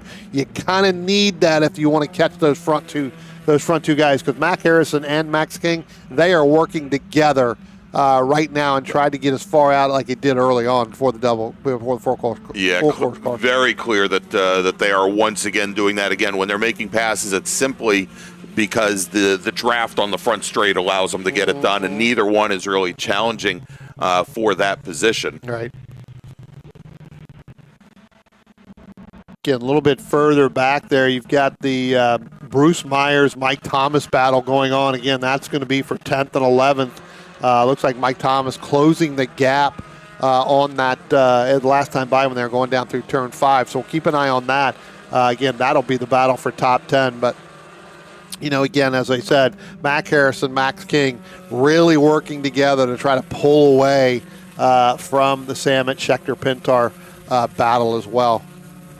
Because both of those drivers know, Greg, and when we're just talking about it, is that they know that if those 3 get nose to tail, they're going to run them down, because they're going to start to have to battle as this race starts to wind down. Again, 6 laps this time by. It'll be 5 laps left to go here. So it's go time now if you haven't been going already.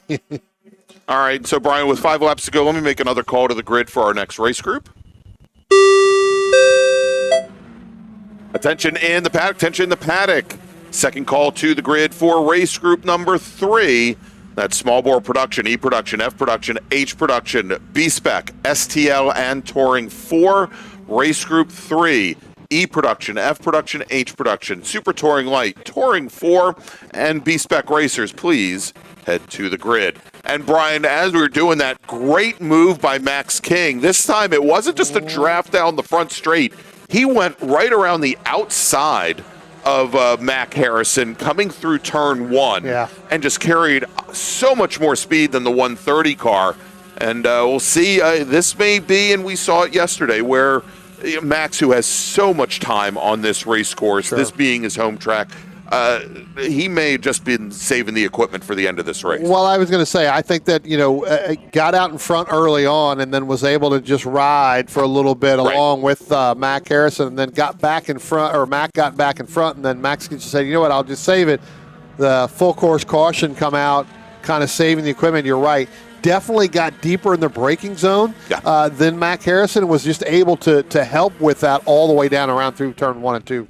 As our leaders now come down the front straight. And Brian, one thing that I've been noticing is Sam Schechter in that light blue number 55 machine.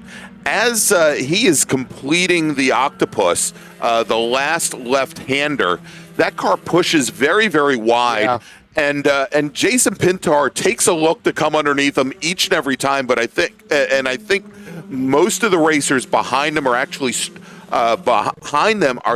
are stronger in that section than Sam Schechter. Mm-hmm. And that's where that group of 4 right there, Schechter, Pintar, Lehner, as well as Harrison and Kerper, they're losing ground to Steven Samet up ahead. Absolutely, because they're trying to stay in line, and if that car starts to wash out, you're losing speed. Exactly. Not only as a driver, that as Schechter is, but the whole group is losing speed, right? So you're kind of darned if you do and darned if you don't. Yeah. You either got to try to figure out how do you make that pass either quicker, if that's going to happen with Sam's car. Obviously not working real well. Yeah, so we'll stay on this shot here, and you can see they've lost more ground to Samet. The problem is that Pintar behind Schechter is never close enough to really do anything about it.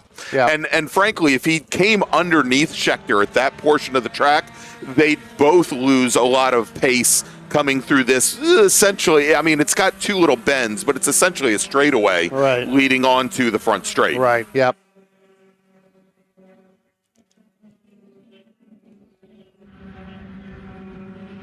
Mike Thomas moving up into 9th. He's gotten around Dave Dickerson in that number 54 machine. So again, move Mike Thomas now up into the top 10. Move Dave Dickerson. That's that's a driver that's really starting to fall back here as well. Again, Mike Thomas saving the equipment here towards the end of this race. 3 laps left to go here, Greg. Oh, and Brian just got word that the 111 car who we've been tracking before, Bruce Myers, just had a spin, and looks as though he now is going to drop back. He'd already fallen back as far as 22nd after flirting with the top 10, and I think that may put him. I think the only other racer still on course and running was Mincon in the 99 machine, so that's going to likely drop Myers now back to 23rd. And I think Myers may have just come down pit road, maybe. Calling it a day. So, and again, he had just run his fastest lap, the lap before. So, got so much speed, ended up causing himself to spin out there, Greg. So, again, battling for that position. So we wait for our leaders now to come up over the little hill here and down the front stretch. You can still see Mac Harrison leading Max King, but I tell you what, Greg, now Max King is starting to get a little impatient. Yes. With 2 laps left to go, he knows it's go time. He's got to get back around. Tries to go to the outside again, Greg. Didn't make that stick. I think Mac Harrison said, no, not this time. Well, and Mac had the car pinned to the white line on the right-hand side of the pavement. That was the only move that he was going to give Max King. And now you've got Jason Pintar and Sam Schechter side by side coming up over the hill out of turn number 3 down into turn 4. We'll see if they are. And it looks like Schechter got in front of him and again. Pintar ended up losing 3 positions in the process. Yep, he falls to the back of that pack. Yeah. That's going to move Ryan Harrison back up as well, another spot there. So where he tried to make his move there, just didn't work, and then the other 3 cars were right there. They were able to capitalize and pounce on that move. But you can see definitely, look at the difference in gap now compared to where it was back to Steven Samet. So as they come back around this time by, and they come to by the start-finish line, they will be getting the white board there, 1 lap to go, so this will be go time. So we'll be interesting to see whether or not Max King tries to stick it to the outside again, where he's done it the last 2 laps to try to go around Mac Harrison. And there you go. There's the one to go board in the air. Steven Samet starting to close things down on our leaders. But Mac Harrison with perhaps his largest lead of the day when they cross start finish, it disappears as they go into turn number 1. And as they come over the crest of the hill and down, time starting to run out for Max King here. But I think, Brian, this is coming up to turn 4, going into turn 5. The quick left-hand sweeper to right, or right-hand sweeper to left-hand sweeper. We saw Max make a real nice move yesterday. He's not going to do it. Oh, they actually just went by me already, and I think he did do it, Brian. No. He has not done it yet, but I tell you what, Greg. Steve Samet's right there. Well, I was going to say, he just ran his fastest lap, and he went 0.5 of a second faster than Max King and 0.4 of a second faster than Mac Harrison. So this has now become a 3-car battle now that those two drivers have swapped around a little bit, trying to make passes, especially coming out of turn 1 and turn 2. All right, now this is where King has been, I think, a little bit stronger than Harrison ahead, and Harrison also pushes a little wide, but still maintains about a half a car length advantage there as Samet holds on in the group, and in the group behind, Ryan Harrison taking a look on Sam Schechter as they come through the final corner and onto the front straight, Brian, and with the checkered flag in the air today, your race winner is Mac Harrison. Representing the Washington, D.C. region, Max King, yesterday's winner, will finish second. Steve Samet reset the fast lap on the final lap. He's going to take the last step on the podium. Sam Schechter will finish 4th. Ryan Harrison comes across the line. The 06 machine will finish in 5th, with Jeffrey Lehner finishing 6th. Jason Pintar finishes 7th. Liam Kerper will come across the line in 8th in the number 51 WNA Racing machine. Mike Thomas will finish 9th, and David Dickerson will round out the top 10. All right, so Brian, as the remainder of our cars come across, let's make a final call to the grid for our next group. Attention in the paddock. Final call for race group number 3, E Production, F Production, H Production, B-SPEC, Super Touring Light, and Touring 4. Please come to the grid. Race group number 3, E Production, F Production, H Production, B-SPEC, STL, and Touring 4 racers, please head to the grid. And so with that, Brian, let's take a quick break.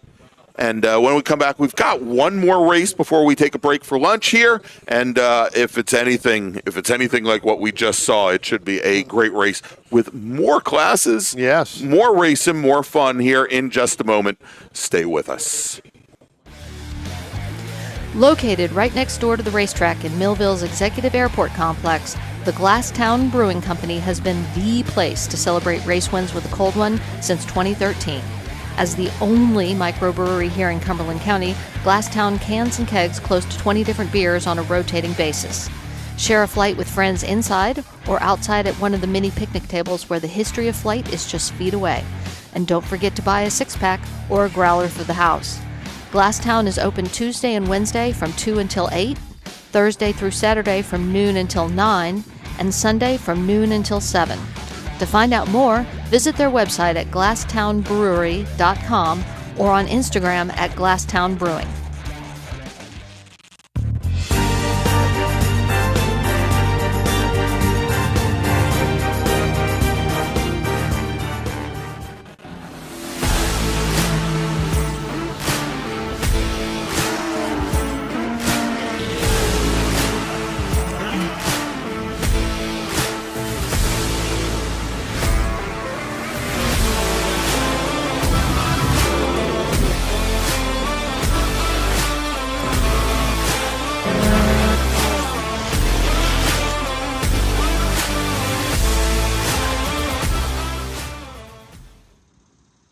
Willing and Able Racing offers top-quality spec race car rentals with full setup and repair services, including trackside support for SCCA, NASA, VRG, and other organizations' road race time trials and track day events. Their spec racer Ford specialists and each of their Gen 3 machines sports a SATAV sequential transmission and a data acquisition system. Also offering spec Miata rentals, Willing and Able is currently taking reservations for the remainder of the Mid-Atlantic Road Racing Series season. For more information, email Willing and Able at rent@wnaracing.com, see them on Instagram at WNA Racing, or visit their website at WNARacing.com. Willing and Able would like to thank all the volunteers this weekend who've graciously donated their time so that we may race.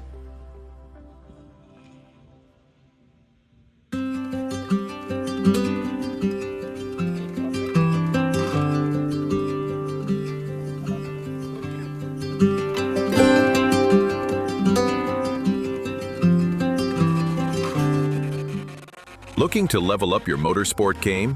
At Courage Motorsport, we've got everything you need, from high-performance parts, tires, and safety gear, to car rentals, expert driving instruction, and even our own Courage racing gear.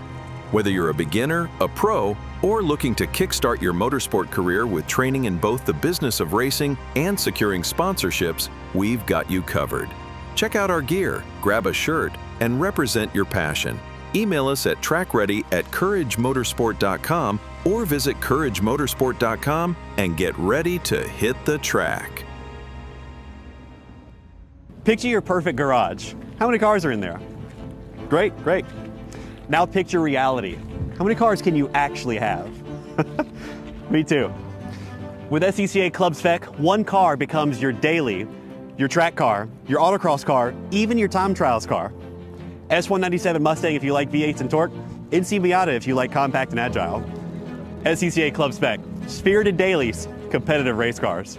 Learn more at scca.com.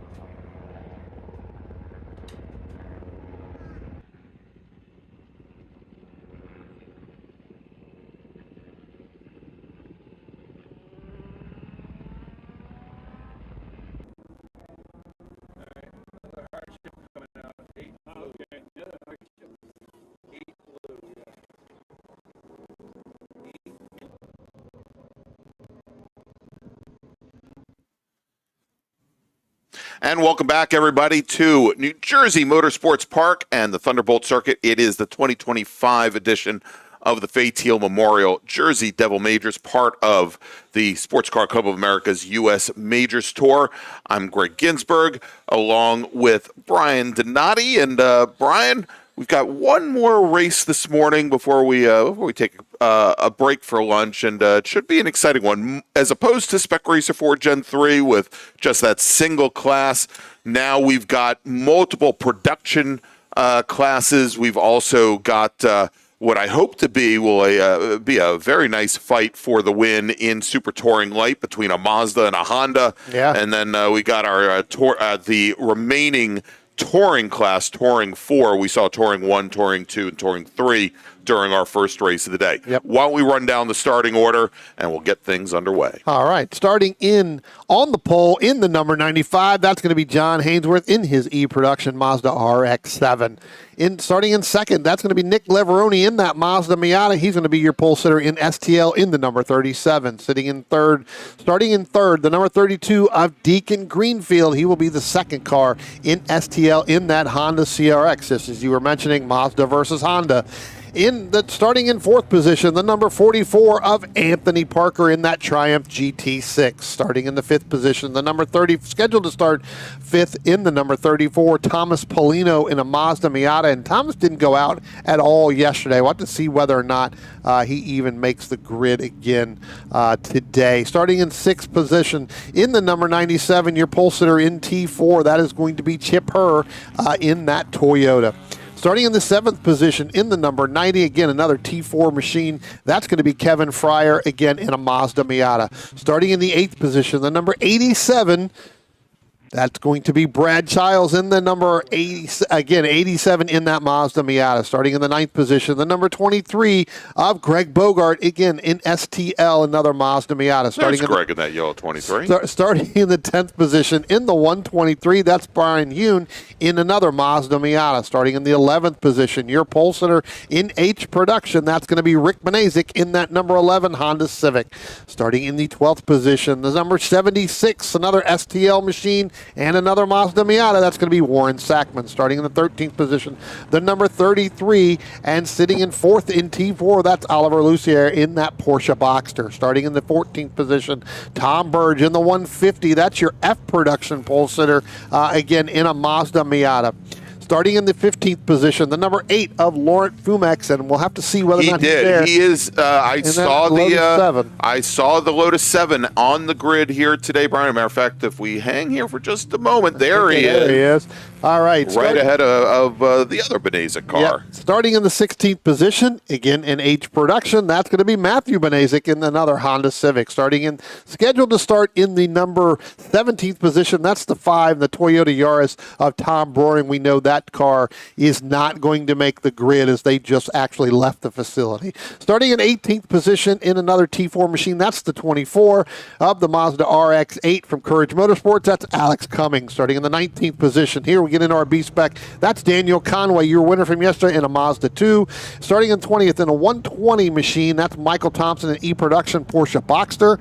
Starting in the 21st, scheduled to start in the 21st position, that's Robert Ahern Jr. in a Mazda 2. We know that car had some engine issues at the end of yesterday during qualifying. And starting 22nd is the 57 in a B-Spec. That's David Rosenblum in that Mini Cooper. All right, so the pace car, Brian, on the pit lane, turning things over to John Hainsworth in his E-Production Mazda RX-7. And, Brian, you said yesterday that the ground shook and it was like he was shot out of a cannon. I was actually talking to the Hainsworth crew, the Turf Trade crew yesterday, and they mentioned that they might have been testing some things out for Road America this year, given the torque disadvantage of the rotary in that Mazda RX-7 compared to some straight 6 BMWs, perhaps that John might have to go up against at Road America this late September, early October.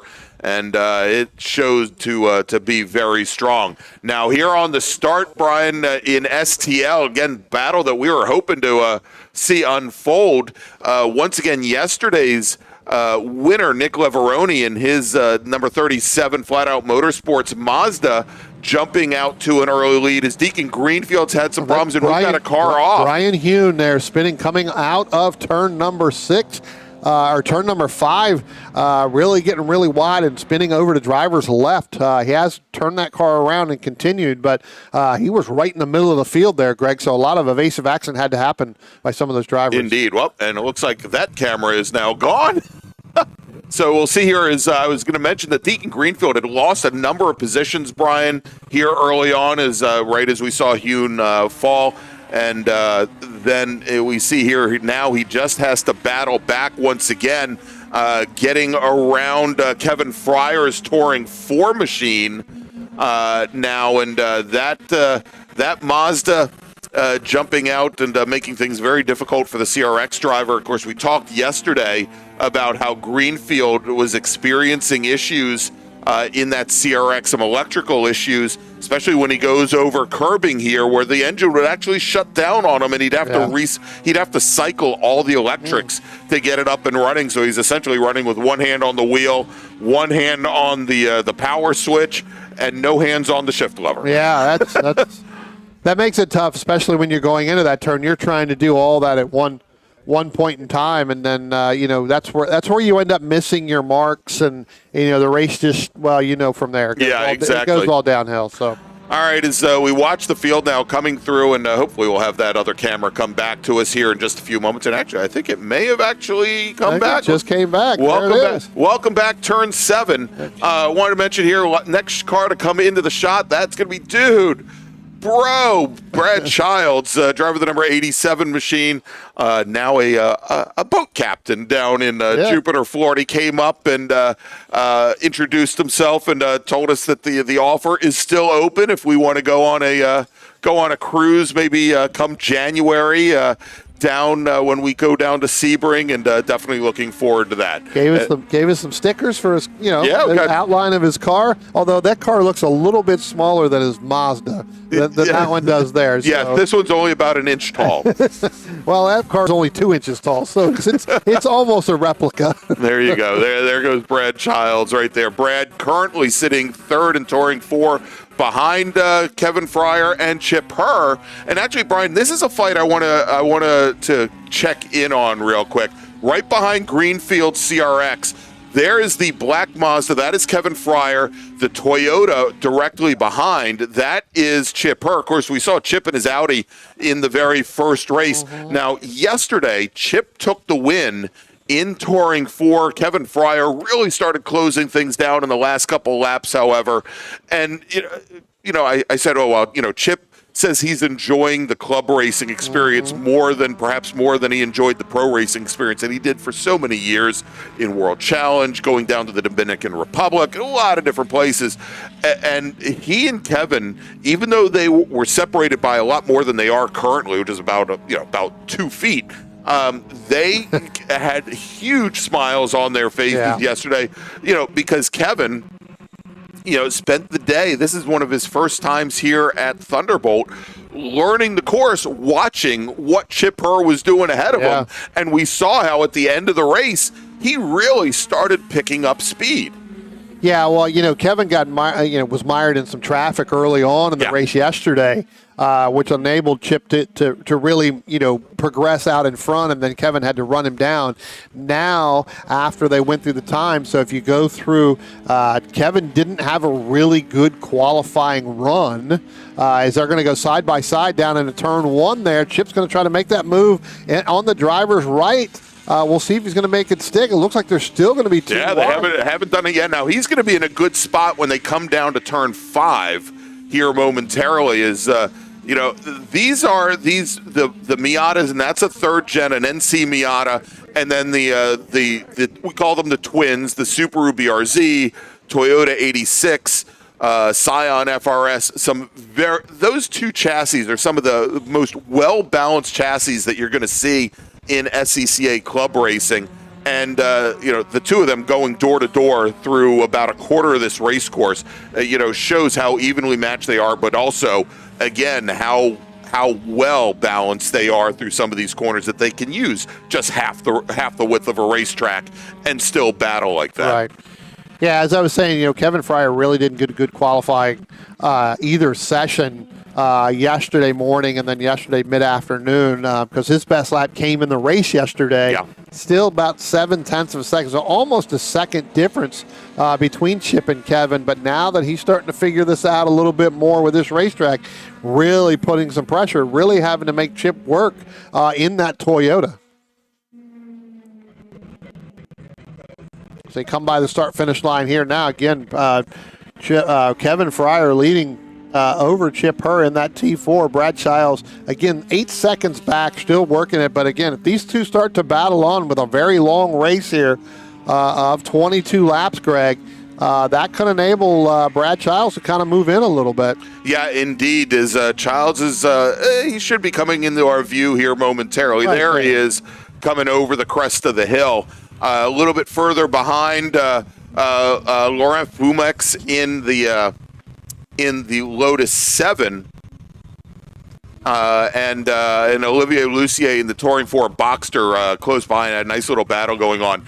Interesting to note, and we'll I want to see if we can pick this up in this shot here going into turn 7. Coming over race control right now, they're talking about the camera that is on the rear of the Honda CRX of Deacon Greenfield. Interesting that for the runoffs this year, it's going to be a requirement to have not only a front-facing camera, but a rear-facing camera as well.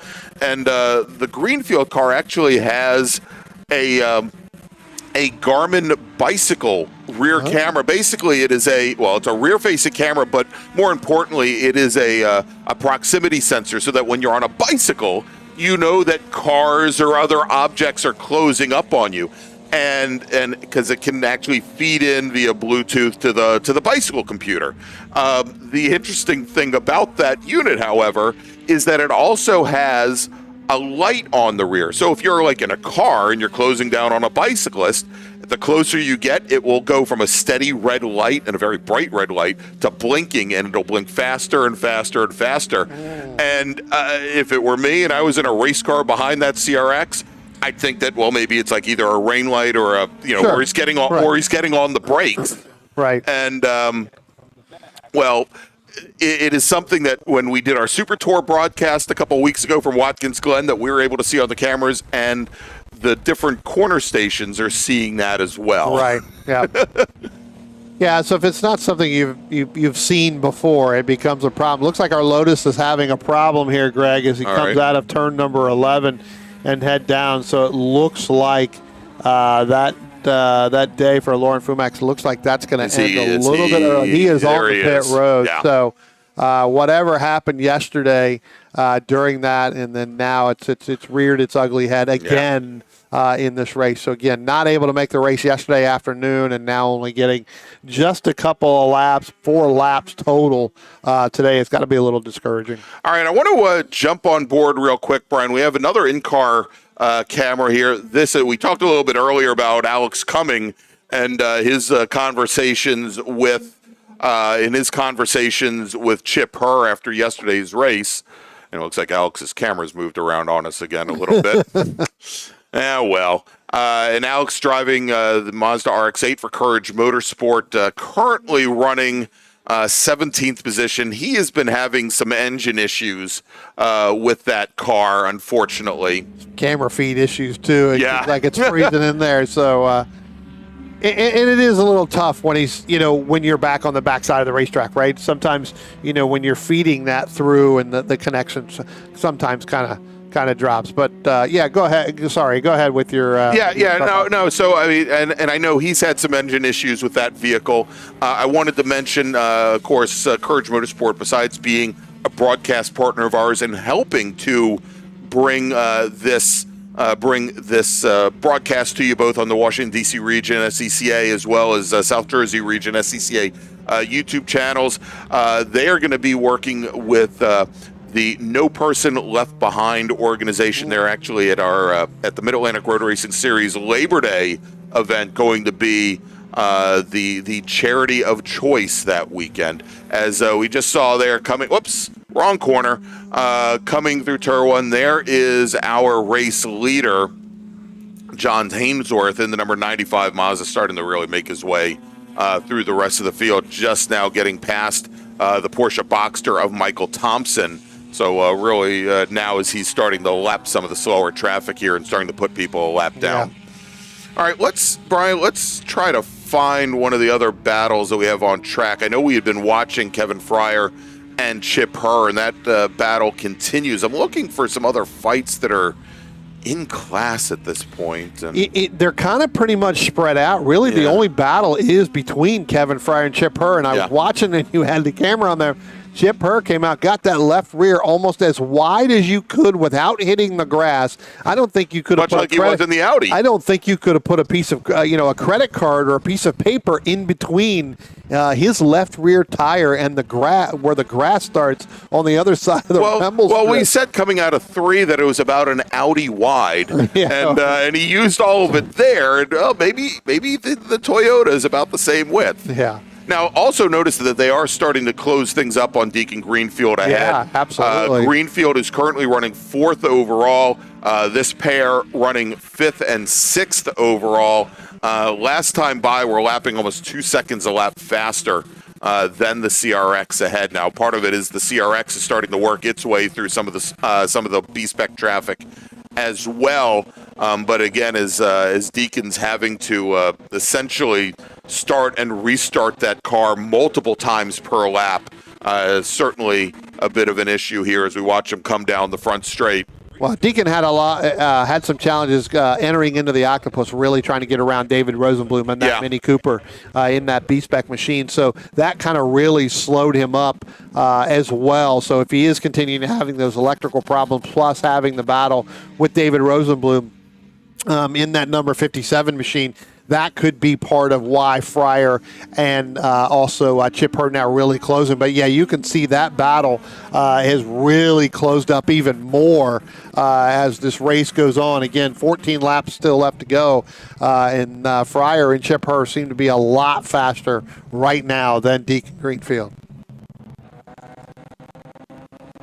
Again, 8 laps completed. We'll see whether or not Greenfield is able to open that up again. They were 2 seconds faster on that last lap. Now that Deacon's outside of and not having any lap traffic between him and those two for a while, we'll see whether or not his lap gets a little bit faster. Hey, want to welcome somebody to the chat that we all know very well, Brennan Kazmarek.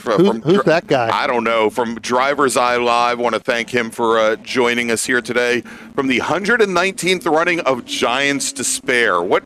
He's going to have to tell me what that is. Yeah, I unfortunately I don't know. Is that a running event? That might be how many times he's had to go to the supermarket this week. I don't know. Going to the Giant. I'm not going to ask that, but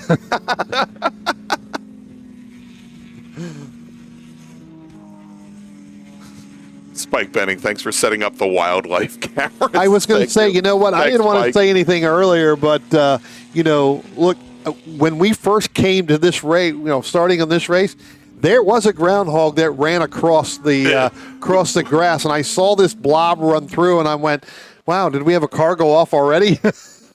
All right, and so now, Brian, both Kevin Fryer and Chip Herr have gotten around Deacon Greenfield, so move Greenfield now back in the 6th position overall.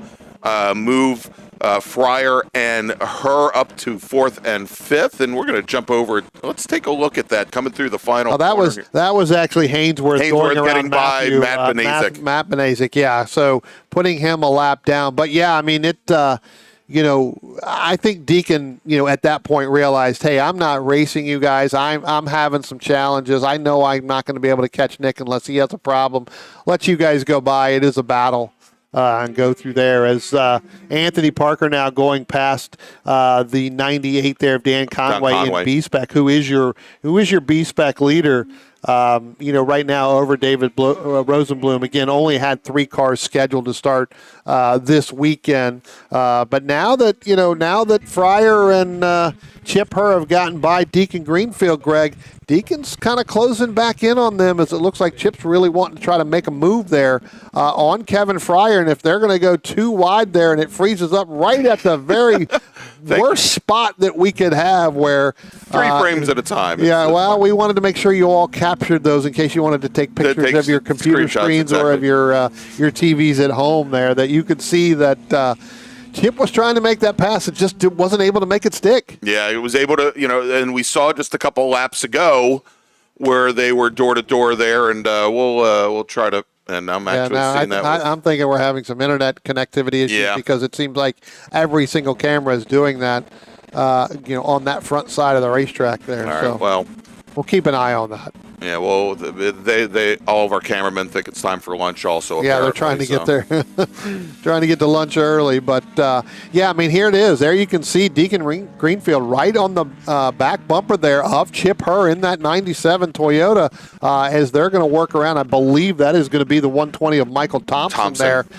So, again, Kevin Fryer got to Thompson in a better spot than Chip Herr, and now he's dropped back. And I'm wondering if Deacon may end up getting and just hanging behind Chip Herr. Maybe he ends up giving him a little bit of push down to try to catch Kevin Fryer. Again, we're at the halfway point here of this race here, Greg. So it's starting to be go time if you were taking care of your car. Because this is a group where you almost, for the first half of this race, you've got to really take care of the equipment. Because as we talked about earlier this morning with our big bore, these cars can get away from you relatively quickly. All right, Brian, what I'm going to do, I'm going to jump back on board for a moment here with Alex Cumming, because Kevin Fryer and Chip Herr, they're coming up right behind. Matter of fact, if you look in the right-hand mirror of Cumming, you could see Kevin Fryer come up as they go into turn 5. Cumming giving the point by to Chip Herr as well, and then his camera freezes up, but looks like they have made that pass stick, and we'll watch them now make the run, and I think Greenfield's going to try to come underneath them as well there as they go into turn 6. So let's check here as they come into 7, and I don't think, because of where they both came up on Cumming, I don't think Herr was able to make up much ground on Kevin Fryer, and looks as though still about 6 car lengths back at this point as they enter the Octopus. Now the question is whether or not Kevin learned everything from Chip Herr in that Octopus, and Herr looked maybe a little bit more neat and tidy through there, and might be able to pick up at least a little bit of ground. We'll see here as they come underneath us here and through the final corner onto the front straight. Kevin Fryer certainly using a lot more of the curbing. Now, you'll notice also as they came through 12, the CRX at Greenfield stayed almost completely off that red and white curbing. And actually, let me jump forward a little bit here to turn 1 where we've got the Touring 4 racers. And Greenfield, apparently that final corner was one of the curbs that was causing the car to shut down. Yeah. Probably just the wrong place that you want that to happen, which is coming onto the front straight. Yeah. I think that, again, we talked about this battle, and again, this is the only really battle on the racetrack as far as within class. Everything else is just kind of spread out. We talked about the B-SPEC. Dan's got, basically almost a full lap on Rosenblum. John Hainsworth has got a full lap on Anthony Parker in that 44 machine, which has got another lap. Michael Thompson 2 laps down to John Hainsworth in our H production. It's 8 seconds between father and son of Rick and Matt Benazik. So really, this is the battle, and this is for the win in that T4. So we'll have to see whether or not Chip takes a couple of laps here, knows what he has, whether or not he can just let the car settle down a little bit and then go back after Kevin Fryer, and try to pick up that win. Yeah, and now meanwhile, Brian, we've still got a long way to go here as our racers are just now completing the 13th out of 22 laps. So still, about 9 laps. See, I can do math. Still 9 laps That's because it's in remaining. your upper right-hand corner. Yeah, exactly. I'm just looking right at the screen like everybody else. That's not me doing math. That's me being lazy. That's you being able to see, Yeah, that's sometimes we have determined that could also be a challenge as for both of us. Yeah, exactly. I do want to drop a little bit further back in the field, though, just to check in with a couple of our racers that have been very close of late. One of them was not this Boxster. I believe it was the other Boxster of Olivier Lucier in the Touring 4 machine, and Warren Sackman in the STL Mazda Miata. We'll get to them in just a few moments. Yeah, there's we saw Brad Childs go by as well. So again, John Hainsworth, that's the next car behind Childs. So again, Hainsworth looks like he's going to get ready to lap all the way up to 7th by the time we time we see this. Dude, bro, he's coming. So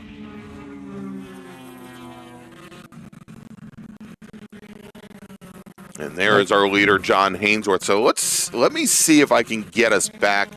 Actually, it's Burge in the I think it's the open top F production Mazda Miata, the black and orange machine, the 150 car, the Boxster, and the Miata. Let's see if we can pick up where they are on track currently. They may be back over towards the actually they're heading down. They're going into turn 5 right now. So I'm going to stay right on this camera right here. Along with Warren Sackman as well. Yeah, indeed. So there we've got the Boxster who's now gotten around Tom Burge. So move Lucier up into to 9th position, then Burge, then Warren Sackman as well. The Civic, the H Production Civic, is Rick Benazik, currently your leader in class, looking for his 2nd win in a row. And he is, admittedly, doesn't have the horsepower of an STL car. Sure. Should also mention, and Brian, it'll be the first time that we've seen it today, running 3rd overall right in this group. The 4th car in this line, that is Anthony Parker in the number 44 GT6. Beautiful machine. Yeah, he's going to try to fight to get through all of them as well because he doesn't want to get held up, with that again. But he can tiptoe through there because he's got a pretty big gap back. Actually, you know what, Greg? Anthony Parker is, now it shows Anthony Parker sitting in 2nd. I think we may have a timing issue there. Moved him up into 2nd overall and moved Nick Leveroni back to 3rd. So I'm not sure if Nick came down the pit lane. I did not see him. But we'll see how far he dropped. Yeah, he is dropping, so he's definitely gone off somewhere, or he's come down the pit lane because it's moving Nick Leveroni now back down into 6th. So that changes, Greg, the STL battle now. Yeah, that's going to throw Deacon Greenfield back up front. Yep, that'll put Greenfield now in the 5th position overall in that Honda CRX and puts him to the lead in STL. That will move. We assume it's going to move Greg Bogart up into to 2nd in class. Yeah. But we'll try and track down where Nick Leveroni is and see if he is still on course circulating. I did not hear a call that said he's pulled off anywhere out there. He may have come down the pit road and just didn't see it anywhere. But I'm not seeing. He hasn't fallen further back other than where he was. But again, he had, almost a full lap over top. Now he's fallen behind Brad Childs into 7th, so he's dropping now. So obviously he's definitely pulled in. And Brian should also note, and watching here come through, this is the Civic of Matt Benazik. That is Rick Benazik's son. And last time through, Matt Benazik was, this time about even time-wise with his father. But on the previous lap, Matt had picked up almost 2 seconds on Rick ahead. They're currently running 11th and 12th overall, but again, that's the battle for the lead in H Production. Currently separated, though, by about 6 seconds. Yeah. T4 battle starting to heat up again. Once again, with Chip Herr and Kevin Fryer. The second car coming into your screen right now, that's Kevin Fryer right there. That's Chip Herr. They just went by David Rosenblum one more time, and here comes Deacon Greenfield. So, again, that T4 battle as we get to the end with 6 laps to go. And, again, the crafty, wily veteran that Chip Herr is takes a couple laps off, cool off his tires. And he's right back at it. Now, Fryer, we talked a little bit yesterday about he got his start in IT racing, driving a BMW 2002. 3-time Mars Mid-Atlantic Road Racing Series ITB champion. Okay, so, it looks like that camera is giving up the ghost for the moment here. Take a lunch break early. Yeah, early lunch break as we follow those 2 drivers coming through. He does have 5 top 10 finishes at the runoffs in Touring 4. And there you go, Chip Herr now right onto the back bumper of the 90 machine. And he also was a member of the IT advisory committee to the CRB, so had a part in the rulemaking for improved touring here. Of course, the last number of years he has been driving a Touring 4 machine. Just moved last year down to North Carolina to the Raleigh-Durham area. His wife, a professor at, I believe, Duke. After having spent a number of years in the Chicago area, but Fryer and his family originally from the Washington, D.C. area. Well, I tell you what, they're coming up on Matt Benazik, and Matt's trying to stay out of the way. The best thing that he can do is stay online and be predictable. Yeah, there. no, I agree with you. Trying to stay out of the way, but not wanting to give up too much. As they came out, Chip Herr started to take it 3 wide because Kevin Fryer moved down to the inside to get by the Benazik machine, but looks like he was able to do it, and Chip Herr kind of stuck in there as close as he could. Yeah. Used Matt Benazik to continue that draft and was able to close right back up and on this Kevin is probably a good thing for Matt Benazik to be able to catch a draft off the 2 cars ahead, even just a little bit, maybe make up a little bit of ground on the racers ahead to try and get up to his father. They're the last car, the boxy car, Brian, the black right there. zero, probably the black number 11 of Rick Benazik. And as you mentioned, Rick Benazik with a couple podium finishes at the runoffs in H production as well. Yeah. Very quick racer in that Honda Civic. Yeah, it doesn't look like, coming through there on that last shot there, coming through kind of turn 11 at the end of the octopus there before you come out of it. That car just not making that left-hand turn, really washing up wide in that car as opposed to Rick, who's really stuck tight down there on the curbing, hitting that apex and being able to propel himself off. All right, so let's check back in with Fryer and Herr. Again, nose to tail now with 4 laps remaining here in this E-production, well, for them, for a Touring 4 race, but our small bore production race here. Our next race, again, we're going to be taking a break for lunch immediately after this race, Brian. Next race is going to be for our open wheel and prototype racers, scheduled to start at about 12:40 here this afternoon. Yep. So we'll take about an hour for lunch, and then come back with to you with 2 more races from New Jersey Motorsports Park and the U.S. Majors Tour to the Fay Teal Memorial Jersey Devil Majors. Hey, look what's back. That cameraman, he takes lunch, and then we have to radio him and tell him, hey, we're not going to lunch yet. And then he comes right back online. Back to the camera, runs back to the camera. Here's this battle you were talking to, we were talking about a little earlier with Burge and now Sackman throwing again, not for position in class, but that's really starting to come into play because the 5th and 6th car back here, that's your T4 battle. So they're going to come up on Rick Benazik along with that battle ahead.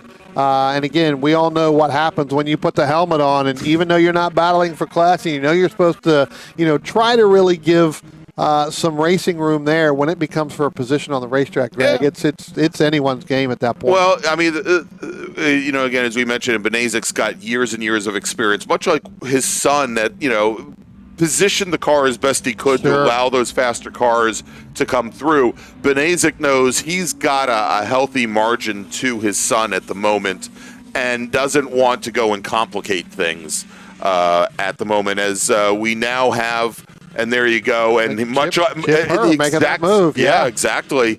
there. Let's pick them up here. Is her not able to get by, but they got past the Civic at the exact same place that they passed Matt Benazik about 4 laps earlier. John Hainsworth now working lap number 20. The next time he passes the start-finish line, he'll get the 1 to go sign, and then battle, and then he's again looking to run the table.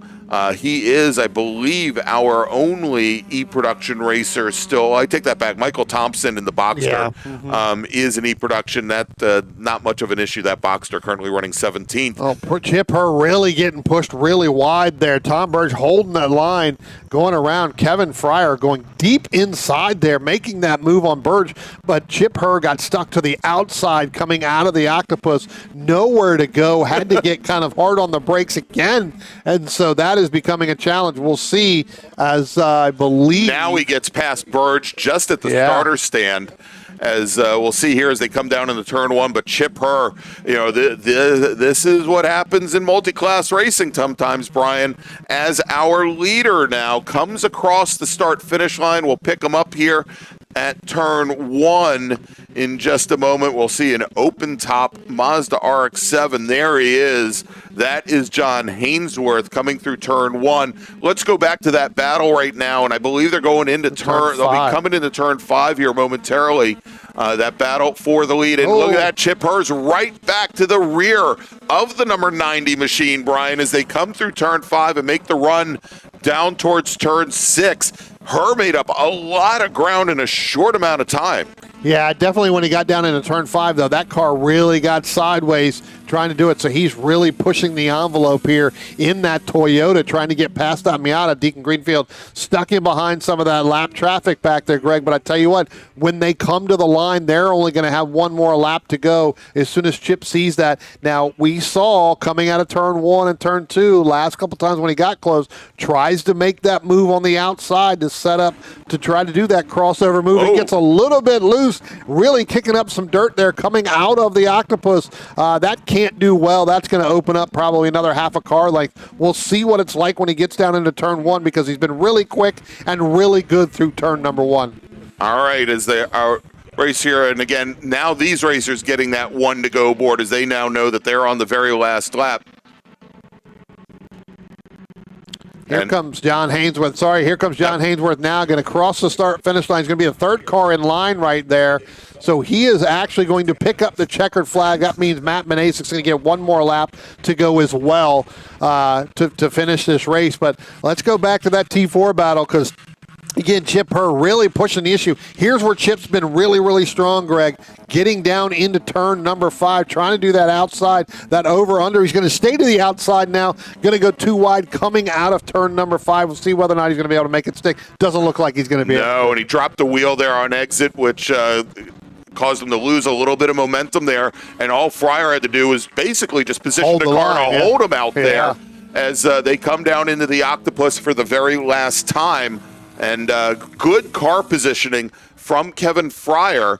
And, this would be, I don't want to say it's a coup, but this would be a great win for the driver of the number 90 machine. Also noticing, again, not for a battle in class, Deacon Greenfield with all this fighting between these two racers just now. There watching it. Yeah, he's been able to close right back up to the back of him. And if Greenfield knows what's right, he'll just sit back and watch. He's not going to go and try to insert himself between them here as they come out of the final corner onto the front straight and coming to the line and taking the win in Touring 4 is going to be Kevin Fryer. Chip Herr will finish second. Deacon Greenfield takes the win in STL. Brad Childs coming up over the hill. He is going to finish third in Touring 4. Rick Benazik crosses the line. Benazik will take the win in H Production. There you go, Matt Benazik finishing second in H Production. And trying to catch the rest of the group here. Let me see. I think we've got him coming through the Octopus now. Yeah, a couple. Again, got some of the car. Here comes Brad Childs. Here comes Alex Cumming. Here comes Dan Conway. He's going to be your B-SPEC leader because he's got almost a full entire lap over David Rosenblum in that Mini. Yeah, matter of fact, if he gets around Rosenblum, he'd put him 2 laps down. Oh, they've already taken. They've taken the checker already. They took the checker flag already. So all right. So I'll catch him here as they come. And there's Hainsworth coming onto the pit lane. He's going to pick up a checkered flag and take a victory lap here. So if we go and take a look and break things down here by class in E-Production, it was John Hainsworth taking the win over Michael Thompson's Boxster. Anthony Parker, Brian, ended up 4 laps down, retired the Triumph GT6 4 laps early. In F production, Tom Burge will take the win over Laurent Fumex in his Lotus 7. Fumex, as we saw, came down the pit lane. He only completed 5 laps. In H production, it's the battle of the Benezics, and Father Rick takes the win over Matt Benezic, margin of victory 10 seconds. In Touring 4, Kevin Fryer takes that win, margin of victory 1/10 of a second over Chip Herr. Brad Childs will finish 3rd. Olivier Lucier will finish in 4th in his Boxster. Alex Cumming will finish 5th in his Mazda RX-8. And then finally, moving over to B-SPEC and STL. In B-SPEC, Dan Conway takes the win over David Rosenblum, who finishes a lap down. And finally, Super Touring Light, Deacon Greenfield today with the win. Greg Bogart in the number 23 Mazda Miata will finish 2nd. Warren Sackman will finish 3rd. Brian Hune fights back from that early spin, Brian, on the opening lap to finish 4th in STL, just off the podium with Eric Beck and Nick Leveroni finishing 2 laps down and 7 laps down, respectively. All right, so that's going to wrap things up for the morning here at New Jersey Motorsports Park and our final day of racing at the Fay Teal Memorial Jersey Devil Majors. What we have next, Brian, is lunch. Yep. And we're going to be back in just about an hour. Race group number 4, our open wheel and prototype racers, they are going to be on track at 12:40 this afternoon. So make sure everybody to join us, and we'll see you in about an hour. What does it take to be America's largest Corvette dealer? At Ciocca, it starts with our premier selection of new and certified Corvettes on the lot or custom ordered with new vehicles arriving every day. Add in the country's most experienced team of specialists to help you find the perfect ride, along with the confidence that you're doing business with a company that shares your passion for excellence. Find out more at CioccaCorvette.com, or better yet, Come to America's largest Corvette dealership, Ciocca Corvette in Atlantic City.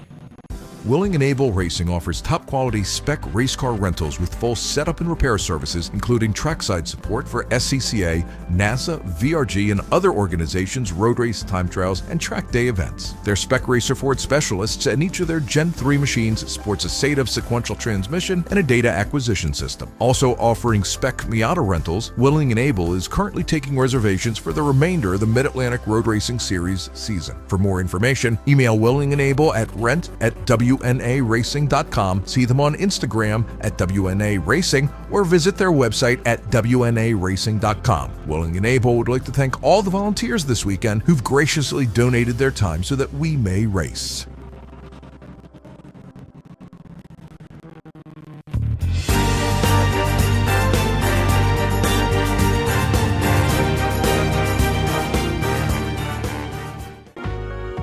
Cornerstone Financial Advisors is a family-owned and operated full-service financial planning firm in Haddon Heights, New Jersey.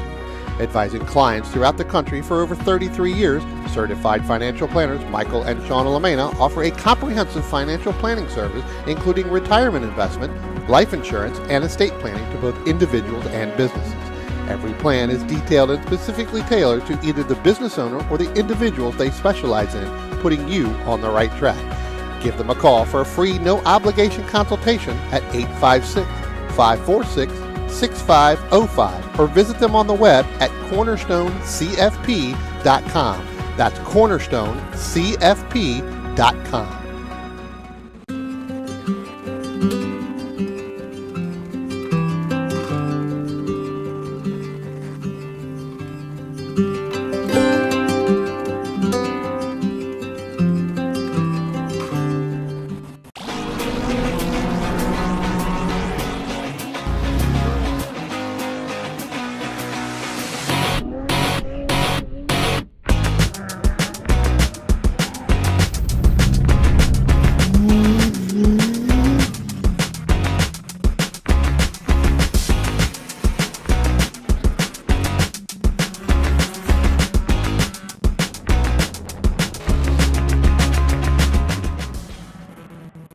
Looking to level up your motorsport game?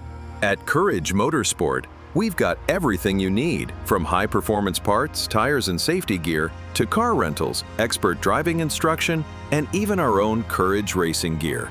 Whether you're a beginner, a pro, or looking to kickstart your motorsport career with training in both the business of racing and securing sponsorships, we've got you covered. Check out our gear, grab a shirt, and represent your passion.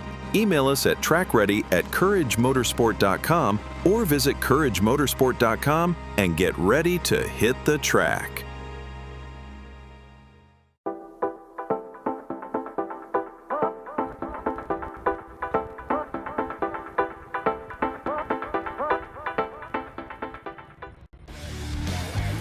Located right next door to the racetrack in Millville's Executive Airport Complex, the Glasstown Brewing Company has been the place to celebrate race wins with a cold one since 2013. As the only microbrewery here in Cumberland County, Glasstown cans and kegs close to 20 different beers on a rotating basis. Share a flight with friends inside or outside at one of the mini picnic tables where the history of flight is just feet away. And don't forget to buy a six-pack or a growler for the house. Glasstown is open Tuesday and Wednesday from 2 until 8, Thursday through Saturday from noon until 9, and Sunday from noon until 7. To find out more, visit their website at glasstownbrewery.com or on Instagram at Glasstown Brewing.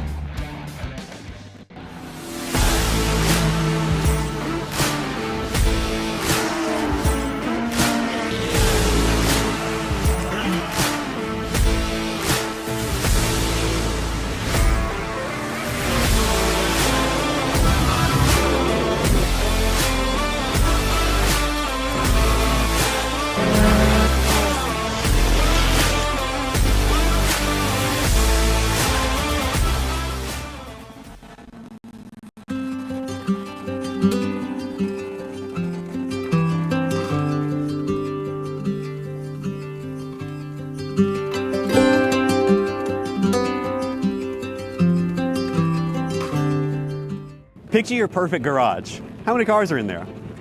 Great, great. Now picture reality. How many cars can you actually have? Me too. With SCCA Club Spec, one car becomes your daily, your track car, your autocross car, even your time trials car. S197 Mustang if you like V8s and torque, NC Miata if you like compact and agile. SCCA Club Spec, spirited dailies, competitive race cars. Learn more at scca.com.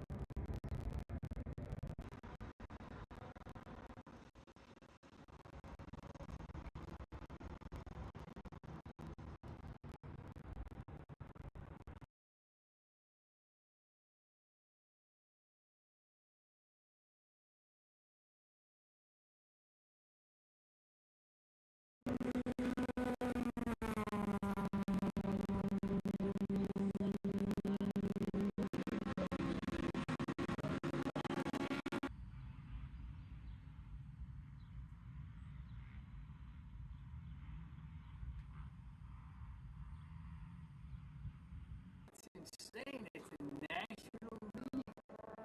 She's on the filming team that goes all over the country.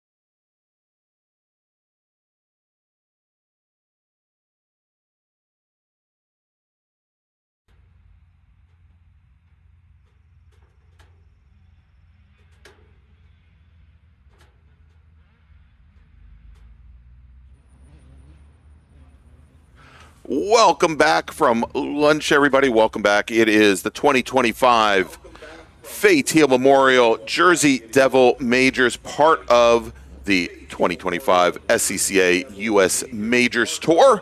I'm Greg Ginsberg, along with Brian Donati. We are your humble announcers here for the weekend.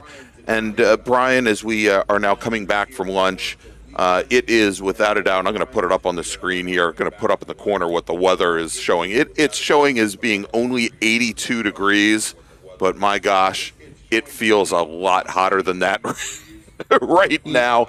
And we've got our open wheel and prototype racers that just now come to the grid. They took as long as they could to get up there and get ready for our first race back after lunch. Yeah, I mean, in the shade, it's a little bit cooler, obviously, in the shade. You're sitting out there baking down there in that asphalt. You want to be down there as little and as less time as possible. As short a time as possible, absolutely. I've never seen a group that have more umbrella people than anything else. That's right. But, and not umbrella girls. Some of them are rather large men up over there.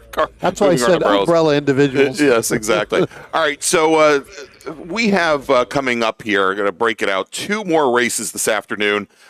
This open wheel and prototype race group number 4, is actually going to be 20 laps or 45 minutes. And then our final race for SPEC Miata, and we don't think there are going to be any SPEC MX-5 racers coming out, but that race is scheduled to run 22 laps or 45 minutes. Let's do this, Brian. For those of you who may have joined us a little late this morning or this afternoon, let's take a quick look at this beautiful New Jersey Motorsports Park, this very beautiful but hot and humid Thunderbolt circuit. A little bit over 2 miles, 2.25 miles, 12 turns.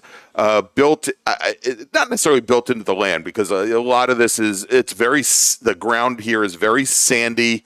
We're just off the shores here, the Jersey Shore, but there's a lot of elevation change here to make things very difficult, very complicated for our racers. Yeah, no, absolutely. You look at the layout of this track. You go through turn 1, it kind of goes uphill. Turn 2 kind of is at the top of that hill, and it comes down. It drops down. Yeah, you get into turn 3, and that kind of drops down into 4, and you're kind of all downhill from there into 5. Literally, you are downhill from there into that left-hander, into 5, 6, 7, into the octopus there. That's where, and we talked about this morning. We'll talk about it again in case you were late coming in. That's a lot of these cars, a lot of throttle modulation to get in and out of those turns. Yeah, you go quickly from increasing radius to decreasing radius, right, from that long sweeping right-hander coming out of turn 7, going all the way through turn 9, but it's very deceptive. It's not like some other carousels at racetracks where it's like one continuous turn. You are constantly having, as you said, to do throttle modulation and reposition the steering wheel in order to get through, and then that last portion of the octopus turn 10 is so difficult to get through. I know as I was hustling your pickup truck during lunch through there, I had the tires squealing quite a bit as the truck was leaning over. Little top heavy, but yes. Yes, very much, and we're talking about the truck, I hope, not just me. But we've got our splitter ready to send our racers to the left and to the right. As you can see there, or maybe it's to the right and then the left. Actually, as our racers are going to be heading down the pit lane to head out for their pace lap here momentarily. Brian, why don't we run down the starting order? Yeah, so we're scheduled to have 9. We may end up only having 8. I see one of the cars not out there, but we'll go ahead and give him that shout out as we get down there. So starting on the pole, in that Formula Continental, in that number 08, in that RFR, that's going to be Don Betterly. Starting on the second, starting outside of row number 1, in that number 3, in that Formula F, that is going to be Jacob King in that Royal RP24. Dino Ladico scheduled to start 3rd in that Formula 600, in that number 8 machine. I do not see. I know that they were looking for some parts, unfortunately, that were out on the racetrack. When I was looking to collect all our cameras, he was looking for apparently the most important bolt on the East Coast, Brian. Yeah, it's not something you could get. So if somebody found that, call Dino, because you probably could be very rich when that's all said and done. Hold it for ransom. Yeah, scheduled to start on the 4th position, and our pole sitter in Formula V, that's going to be the number 79 of Alex Scaler in the 5th position. Again, another Formula V, that's going to be the 9 29 of David Scaler in that Fortec. Starting in the 6th position and 3rd in Formula V, that's going to be the 61 of Jonathan Whiteside. In the 7th position, Ted Zorbis, we saw him earlier this morning in that Porsche GT3 Cup car. He is going to be in the 7th position in the 03 in that Formula F. Starting in 8th, Chase Johnson in the 04. That's going to be another Formula V. And rounding out the field here, starting 9th, is the number 29 of Jeffrey Vallejo, and that is also another Formula V as we got our little flyover behind the Formula Vs going through there, so a pretty good shot. They're going to come through your screen right now as we watch the cars go down through turn 5. And the plane just go over top. Yeah, we've got the Millville Airport just to the north of the racetrack, actually right behind turns 2 and 3. And so not uncommon to see planes taking off and landing there all day long. Well, I tell you what, it looked like there was a corporate jet or a company jet that took off this morning. I thought that was yours. If you go back, well, it was. He was going out. I didn't want to say it was mine. He was going home to pick up the rest of the people and bring them back. But if you look at this morning's broadcast, right when the big bore cars started to come down through the backstretch, you clearly see this jet take off. It's a great little sight. Almost reminds me of Daytona years ago. So as our group cars now are starting to come down through the Octopus, looks like we're going to get the lights out on the safety car there, on that pace car, on that nice Ciocca Chevrolet Corvette. And we should be getting this group ready to go. Again, we're only going 20 laps here instead of the 22 laps, just to again, some of the drivers having some concerns about running out of fuel. And for those last 2 laps would be an additional almost 5 miles, and that is a lot. It certainly is. All right. So, and Brian, we'll talk a little bit once we get things started. It sounded like for a little while our Formula F winner from yesterday, Jake King, wasn't going to be able to make the grid. Did some work on the car today as, pace car is on the pit lane, turning things over now to our pole sitter, Mr. Betterly. And green flag, Brian, is in the air. And we are bringing up an afternoon of racing here from New Jersey Motorsports Park as our front row scoots away from the Formula Vs back behind. Not a big surprise to see that happen, Brian, as Betterly takes the point heading into turn 1. Yeah, Jake King a little bit further behind, but I tell you what, it looks like the Scaler is going to get a good run in this Formula Vs. Ted Zorbis is going to be in the back in that Formula F there. He's going to kind of get mixed into it, let them settle out, and then kind of try to get through there. You got Chase Johnson, Jeffrey Vallejo trying to figure out how they're going to get by the 03 if they want to catch this, the 2 Scalers and the Whiteside machine, because if not, those 3 will hook up together and they will take off and be far enough away. It's going to be hard because these are types of cars that you need to have the draft that goes through. And it does look like maybe David Scaler is going to take the early lead over Alex in that 79, and Whiteside going to pick him back. We'll have to take a look at that. I'm not sure if that was Whiteside that got in front, because they were 3 wide right up the start, Greg, heading down into turn 1. Well, I think we've got David Scaler in the green car. We've got Alex in the blue, and Whiteside, I believe, also in blue. We'll track that as they come down we'll watch here. Them come back through the start-finish line next time. But yeah, exactly. But yesterday, it was Alex Scaler taking the win in Formula V with Jonathan Whiteside in the 61. And I think now it is Alex and then Whiteside and then David, 1, 2, 3 here as they come out of the Octopus. They're just the way the light is hitting those cars, Brian, as they come onto the front straight and to the start-finish line to complete lap number 1. And that is the blue 61 of Jonathan Whiteside, your leader, who finished second yesterday to Alex. Yep.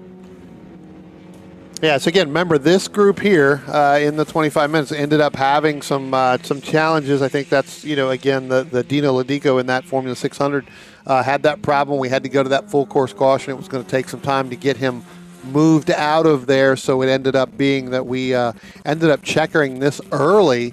As our safety car, when it went out, kind of picked up the wrong person as the leader. It ended up picking up Chase Johnson instead of Don Betterly. So They kind of were going to do some wave rounds, but then once they realized how much time was left on the clock, and to get Dino's car out of the way, it would just better to check it and live to fight another day. Yeah, exactly. I think when they realized that we had about 7 minutes remaining on the clock and they were going to have to send the Formula Vs all the way around to the back of the field to essentially turn an entire lap under caution, at best we would have had maybe 1, maybe 2 laps remaining here. As we now have, Brian, and I'm going to pick up the second pack here in Formula V. 2 distinct packs here, and actually it's Formula V and Ted Zorbs in our last Formula F machine. Zorbs has now gotten around both Jeff Vallejo as well as Chase Johnson, as Zorbs, who we saw a little bit earlier today in his Porsche 911, running something that is not exactly Porsche-like there. Yeah, a little bit different, little bit different layout, in that with that Formula F. So, and again, that takes a lot to be able to go from something like that. Yes, such a change. Jumping into this, type of vehicle, this type of race car, in order to, do it, because you are having to drive it completely different all the way around. So it does make a difference. So. Trying to get the most out of that. Again, that car not obviously up to the same speed Jacob King is in that number 3. So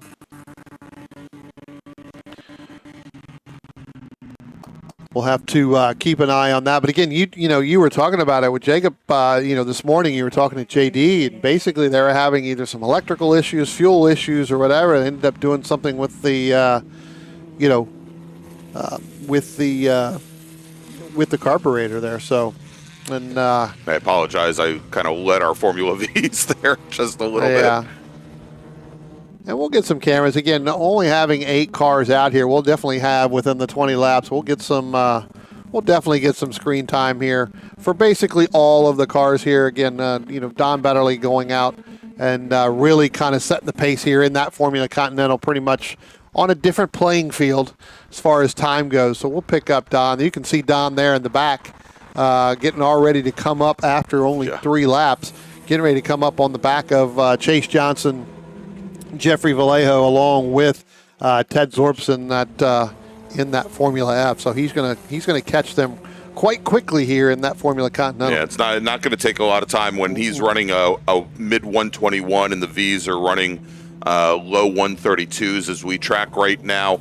And interesting there that Chase Johnson and Jeff Vallejo actually made up a lot of ground on Ted Zorbs on that last lap and have actually pulled right up to the back of the Formula F machine. But, it reminds me, Brian, you said how different it is, jumping out of a GT3 Cup car into this Formula F chassis, into this Van Diemen. And it kind of reminds me on a somewhat other level of Tony Ave, who last year at the National Championship Runoffs ran his GT1 Mustang. He ran a Formula Atlantic Swift. He ran his GT3 Acura, and I believe he also ran a Formula Atlantic. I said it's Formula Atlantic Swift. But also ran, I believe, a GT Light car as well. Yeah. I mean, every time I looked up, he was walking to the grid to get into a race car. In one car and out the other. Out of the other one, exactly. Yeah.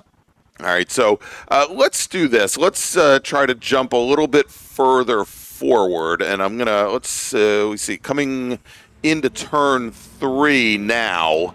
This is the battle for the lead in Formula V, with Alex Scaler, who's taken the point. He's in the light blue, number 79. Jonathan Weishite is in the dark blue, the number 61 machine, with David Scaler in the number 9 machine following back in very close in third place. And this is the best I've seen David Scaler run this entire weekend. He has been very, very strong in that number 9 Vortec. Yeah, I mean, he did pretty well yesterday. I think that, unfortunately, that full course caution came out at the wrong time. He was starting to make that move, and again, that's where they got caught behind. Picked up, it looks like we have Alex Gaylor now having a problem with that car. That car We joke about these Formula Vs that when they're smoking off of the throttle, it's not that big of a deal. Oh, that time it obviously was. Well, evidently there's a bigger problem because there is Jonathan Whiteshite. Here's Alex Scaler, David Scaler, way in the back as well. So I'm wondering if there is. It sounds like David Scaler had actually gone off track. Yeah. Well, and Alex Scaler, that car's pulling off. Yeah, so yeah. He had a bigger problem. Yeah, he's got a bigger issue there. Okay. And I think what actually happened it sounds like David Scaler actually went off track to avoid getting into the back of the number 9 machine. Of the 79. The 79 machine. And so Alex is going to bring the car that he's named after himself, the Scaler Mark I, back to the paddock. And now no longer a 3-car battle for the lead in Formula V is Jonathan Whiteshite. Now very much in control of this Formula V race. Yeah, I mean, really what that's going to do is, when you look at that actually puts the, honestly, at the end of this race, Greg, that Jeffrey Vallejo, Chase Johnson battle, that is actually going to be for the last podium spot, providing Jonathan Whiteshite and David Scaler can just hold on to what they've got. Well, and as David Scaler's gone off once, and here we go, look at this. Yeah, that's great move going down into turn 4 as Jeff Vallejo looks like he may have just given up a position to Chase Johnson there in the 04 car. Chase in the white with fairly thin light green. Yep. Stripes, Vallejo in the green number 29 machine. And we'll see here as they're now side by side as our leader, Betterly's coming through through there as well. Yeah, so that's going to be the battle for for the last podium spot here in Formula V. And again, they're still with the with the Ted Zorps machine. Kind of right there in front of them. There you see, there's Johnson, there's Vallejo right there. And again, they ran nose to tail pretty much the entire race yesterday. Yeah. For the full 25 minutes. And again, as we talked about, and it was Vallejo that actually got better of Chase Johnson yesterday because when the full course caution came out, he was the first car that the pace car ended up picking up. So he was actually ahead of Chase Johnson. So this battle's really going to go all the way down toward the end. Yeah, Jacob King just now going by the start-finish line to complete his 7th lap, so 13 more to go. Kind of in that 124 range, 124.335, so faster than what he ran during qualifying yesterday. Yeah, indeed. So I'm gonna and I think there's a good reason for that. We're gonna follow Max here, or probably Jake. Jake, I'm sorry for a little bit. So as I was mentioning during the pace lap, Brian, Jake has had some challenges with the car. When he was out for qualifying, for the afternoon qualifying yesterday, the car had a pretty bad miss. Both he and his father and crew chief, J.D. King, looked at it. They thought that there was an issue with the ignition system. They had some issues with spark with at least one of the plug wires and a spark plug that they swapped out. Thought the car was going to run much better. But during yesterday's race, it was still breaking up quite a bit, and it turns out it was not a spark issue, but it was a fuel issue. And so last night, JD decided to bring a new carburetor to the track with him. And this morning, because JD's also the race chair here for the South Jersey region of the SCCA. He had to go back and replace carburetors on that Royale, and it was very interesting. He kind of associated changing the carburetor on a Kent 1600 to changing the carburetor on a tractor. Implied that it was going to be fairly easy work. But that's, now that the spark issue is taken care of, now that the fuel issue is taken care of, we can see now that, Jake King's actually picked up quite a bit of time from how he qualified. Yeah. Talking about the Kings, talking about, Jacob and everything. Jacob's grandmother, Sue, That's is right. having a 21st birthday Her 21st. today. She is finally 21st legal. birthday, finally legal. So congratulations to Sue. Is that why she wouldn't have beer at the party last night? Well, yeah, she was because a she had to day wait short? to today. That's right. So she was not allowed to have any of those adult beverages until officially today. So happy birthday. 21st birthday, Sue King. We know that you are the real hero and the one who runs everything around here. That's right, So the matriarch, and that's it. And Sue, she is also our safety steward here. This weekend. Both yours and mine as well, in case we trip and fall down the steps. The chances of that are quite high. That's why she's not too far from us. Exactly. Check back in about an hour. Yeah, still keeping an eye on that, and again, this is 2 straight days in a row here between both of them, Vallejo and Johnson here. Right now, Vallejo has moved back in front of Johnson, so we'll see. But again, that's going to be for the last podium spot in there. And you talk about Chase Johnson, pretty much accomplished driver as well. You know, 2019 USAC. Brian, real quick, issue coming out of turn 2, going down the hill. And that might have been David Scaler's second off of the day. And so now that, you were talking about how important that now fight. That's the battle for second. Exactly, how important. And now Vallejo taking a look underneath Chase Johnson going into turn number 4. So now Vallejo moves up in the second position, dropped Johnson down into third.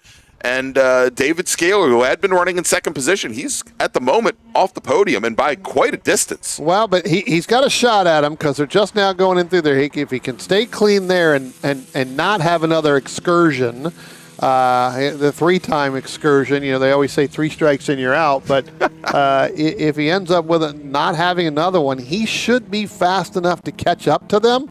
Again, they're just now coming through the octopus there. That is David there at the end of that, so he may be able to catch him. So that could be a really good battle here, Greg, with 10 laps to go. So we're at the halfway point of this. And so, whether or not David can pick that up and have a good battle there for the last couple spots. All right, so we'll see him come in the line. And with that, Brian, as we're now halfway through this race, let me make a call to the grid for our next group. And with that, Chase Johnson trying to return to favor going in the 1. Attention in the paddock, attention the paddock. First call to the grid for race group 5, Spec Miata and Spec MX5. Please head to the grid. Spec Miata and Spec MX5 racers, this is your first call to the grid. We're talking about Chase Johnson. Race quarter minutes pretty much for 8 years. Won here in 2023. Was, major winner here on Thunderbolt. So, another good accomplished racer, and that was the rain-soaked version of the majors. Mm-hmm. That we had actually a shortened schedule because, when you have racetracks named Thunderbolt and Lightning, it makes sense that you'd be under lightning delays and have thunderstorms for about 20 hours out of 24, or actually about 40 hours out of 48. And you can follow Chase Johnson on Facebook at CRJ Racing. So look him up. He is definitely looking for additional sponsorship opportunities that he has open on that car. So again, another good competitive car. And here's the battle that I was talking about, Greg. Now that David Scaler's obviously gotten all 4 wheels up underneath him now and not making through there, we'll pick them up as they go down by the start-finish line right there. There they go, heading down into turn 1. It's going to be a pretty good battle there, 3-way battle for them. So we'll have to see what happens as they come through, coming up out of over top of the hill. And again, you've got Vallejo running there, holding on to that lead. But now David Scaler, he's going to get around Chase Johnson as they coming up over the hill to that. Attention in the paddock with the owner of a white Honda, New Jersey license plate P99NSB. Again, that's a white Honda license plate, New Jersey license plate P99NSB. Please move your car immediately. You're blocking access to one of our emergency vehicles. Again, white Honda, New Jersey license plate P99NSB. Please move your vehicle immediately. Yeah, Greg, so as you're making that, when we came back out of turn number one, you had David Scaler. Now, he got around Chase Johnson there, so now David Scaler trying to move up, and David Scaler gets really, really loose coming up through there out of the octopus right there, Greg. And I tell you what, that car almost went into a four-wheel slide as he's trying to hold off Chase Johnson. Again, that's going to be, that is the battle for second, third, and fourth in that with the retirement of Alex Scaler. And now going back in the second spot, Brian, David Scaler drafts back and around Vallejo, and as they come down into turn number one, it is the 9 to the lead, the 29, or probably the 9 in second position, the 29 in third, and then Chase Johnson in 0-4, now sitting in fourth position. All the while, Jonathan Weisheit, Brian, is a lap up from these guys, and he's almost now 31 seconds ahead of the rest of the Formula V field. Yeah. Well, again, David's had 2 excursions, right? 2 offs, and able to recollect himself and get through there a little bit. And I think you're going to have Betterly behind them as well. So, Betterly going to end up putting another lap on them. There goes Jonathan Weisheit right there. Your leader in Formula V, and then these drivers here a lap back from that. Yeah, and so tracking here, Brian, because as our overall leader, Don Betterly, in his Formula Continental RFR, comes up to the back of the Formula V field, want to see how well he makes it through and if he impacts this race in any way. And I think given that he didn't come up on these racers until after the Octopus, I think he's going to get to him at perhaps the perfect time. Matter of fact, it appears as though he may have let out of the throttle a little bit so that he doesn't impact their race, that he gets them on the front straight. Yeah, he's definitely going to get them down by the end of the front straightaway, although, sitting right there and going by Chase Johnson right now, I think when you're going to see that is he definitely gets by them. Really kind of undercuts. It was kind of closer than I anticipated it to be when you put those three Formula Vs right there nose to tail. They do obviously pick up a little bit more speed. I thought for sure that Betterly in that Formula Continental would go flying by him. Yeah, I was going to say, if anything, Brian, he actually brought David Scaler back to Vallejo and Johnson right behind. So I think he did. The 29 and the 0-4, maybe a little bit of a favor in how late he got there. But also, as opposed to some of the other tracks we're at, the front straight here at NJMP, not the longest front straight. Although, again, once you come out of the Octopus, you've got these couple little bends here. It's essentially a straightaway. Straightaway, yeah. So, but you're right. I think when Betterly got to David Scaler, it's like, in other forms of racing, you use that draft to get on that left or right rear of those cars to kind of slow them down and pull them back.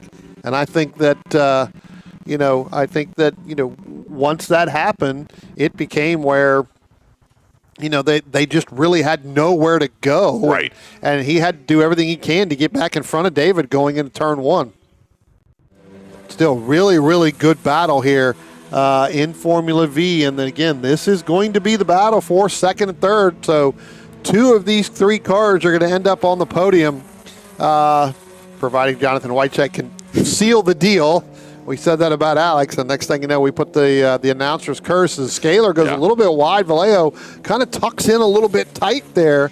Tries to get a good drive off. We'll see. And he gets a little really loose up over the top of the hill, Greg, in that number 29 machine. So, again, Vallejo fighting everything he can. And I think a lot of that has to do with the air coming off of David Scaler in that 9. And now they're both going to go right on by David Scaler as they come down out of turn 4. So move Jeffrey Vallejo now up in the second, Chase Johnson in the third. And, Greg, I'm wondering if Scaler may have had a bigger problem. Yeah, he lost a lot of pace. Speed. Yeah. Well, we'll see here if he makes up ground, or you never know. Given the pace that he's been carrying, given how he was able to close things down quickly on Johnson and Vallejo after his last spin, I hate to say it, he might be playing with him a little bit, or playing himself. Yeah, trying to make things a little bit more interesting. So we'll see here. But also as Johnson and Vallejo get a little more frisky and start challenging each other with now when they come by, essentially it's probably going to be 4 laps remaining for them, possibly 3, depending on whether or not Betterly gets around and laps them again. There's precious little time for them as we see Ted Zorbs go by, and we'll have those Formula V racers coming up here in just a moment. There they are as they come over the crest of the hill and roll down towards turn 1. And David does close the gap there a little bit. I think that David got a little bit out of shape there going through the last time by over top of that hill. Yeah. Or when Vallejo kind of got through there and got by him, I think that really put him out of shape as well and kind of slowed him down. So we'll see whether or not. But again, 4 laps left to go here in this contest. It's anyone's game out of those 3 who's going to finish second and or third. And now Vallejo takes a look to the inside on Johnson. Johnson lets it happen, doesn't want to give up any ground, but there you are again, David Scaler. He made up the ground once before. He's right back in the game in this 3-car fight for second in Formula V. Jonathan Whiteside there just going out of your screen. That's your leader in Formula V. So there, and here comes Don Betterly now up over the hill out of turn number 11, down underneath the bridge into turn number 12. This time when he does go by the start-finish line, he will have 3 laps left to go. So I don't believe he's going to be able to go back around and lap these Formula Vs because they're pretty much, he just went by them. So he'll likely get up to likely get up to Weishite. Yeah. So again, Johnson, Vallejo, and David Scaler trying to see who's going to end up finishing on the last 2 spots. As Chase Johnson now tries to look to driver's left just past the start-finish line, come down into turn 1. We'll see whether or not he tries to take that outside. Just doesn't. Gets a little bit harder on the brakes. Looks like he's trying to back the corner up, really trying to work on drive off. But with these cars, Greg, it's a little bit hard to do that because you need the momentum to keep up. So it's not like, when we were talking about earlier this morning in some of these other cars where you can back up the corner because you have the power to drive off. Here you don't have that. No. You are trying to use, there may be a slight breathe of the throttle, but again, the gaining of momentum is so difficult with these cars. You don't want to just give it away. And there's no real concept of backing up a corner here. Let's jump forward a little bit here as we talked about Betterly coming up on the back of Jonathan Weishite to lap Weishite, who's currently running 3rd overall. And so now with Betterly crossing the start-finish line, 2 laps remaining, he'll get the 1 to go sign the next time he crosses the start-finish. Yep. And meanwhile, we'll give a little bit of love here to Jonathan Weishite, who the past couple of years has been focusing on his Formula Enterprise 2 program, but also focusing, as we talked about yesterday, on aero development of this JK Technologies XP1 to try and make it as difficult to draft off of as possible. Hasn't had to worry about that today. Right. Yeah, I think with the Alex Scaler, coming in only completing 5 laps and then turning around and having David, with the different challenges that he has had, it becomes where he can focus on trying some things and doing some things. So as Don Betterly now coming up out of the Octopus, out of turn number 11, going to be heading up underneath the bridge. He's going to get the 1 to go board next time by. So Don Betterly will be working his last lap as he comes down through turn number 12. There'll be 1 to go for him and 1 to go for everybody else behind them. So what does that do? Well, what that's going to end up having to do is that is going to shorten the race for that final spot on the podium for our Formula Vs down to the 1 lap. That's right. As Johnson, Vallejo, and Scaler, they're going to get only 18 laps out of the 20 as they've been lapped twice. So let's join that fight if we can, Brian. Let me try and pick up where they are, and I believe they're coming out of the Octopus right now. So we're going to pick them up here. There they are, coming over through that little bend on turn 11 and underneath the bridge. And now Vallejo's opened up. Now David Scaler has gotten past Chase Johnson, so move David Scaler back up into third right there. Actually, move David Scaler back up. Now I've got him. Now move him up this. Well, he just passed him. Vallejo right at the start-finish line. Yeah, So Scaler works his way back up in the second position, getting around Jeffrey Vallejo in the green Speed Sport AM5, with Chase Johnson trying to make up a little bit of ground there to be part of that battle when it comes down to the last corners, and it looks like he does get there. He's within about a car length. Yep. But as we've said, Scaler, who qualified for this event second fastest only to Alex Scaler, has shown twice where he has had the opportunity and the ability now to make his way clear. As we now see Jonathan Weishite coming out of the final corner, and that tells me that the checkered flag is already in the air for Don Betterly. Took the win in Formula Continental. My apologies for missing that. Taking the win in Formula V will be Jonathan Weishite. Let's try to pick up Max King. Actually, we're going to pick up Jacob King because Max King is not even in this race. I said that again here. And, well, here's Ted Zorbs coming out of the final corner and onto the front straight. So Zorbs is going to finish second in Formula F2. Jake King, who's just now coming into turn number 12. Into the final corner, so we'll see him. So David Scaler, sorry, Greg. David Scaler is going to pick up second. Jeffrey Vallejo is going to pick up third, and then Chase Johnson fourth. Here comes Jake King now. Jake King now going to be the last driver to take the checkered flag. And so there you go. In Formula Continental, it is Don Betterly, your winner. He's your sole Continental racer. In Formula F, Jake King will take the win with Ted Zorbs finishing second. And in Formula V, it is going to be Jonathan Weishite with 45 seconds on the rest of the V field. David Scaler will finish second, Jeff Vallejo third, and Chase Johnson will finish just off the podium. Brian, what I'm going to do before we take a break, I know I had made a first call. We're getting word that the SPEC Miata drivers are not going to be on track until about 1:35 this afternoon. That is 20 minutes from now, so we're going to have a little bit of downtime, a little bit of a break. Let me make a call to the grid for that next group, however. Attention in the paddock, SPEC Miata and SPEC MX-5 racers, please head to the grid. SPEC Miata and SPEC MX-5, please start heading to the grid, but you're not going to be on track for about 20 minutes. All right, we're going to take a quick break. Well, not so quick, apparently. And we'll be back in just a few moments with more racing action here from New Jersey Motorsports Park. It's the 2025 Fay Teal Memorial Jersey Devil Majors. Please stay with us. Located right next door to the racetrack in Millville's Executive Airport Complex, the Glasstown Brewing Company has been the place to celebrate race wins with a cold one since 2013.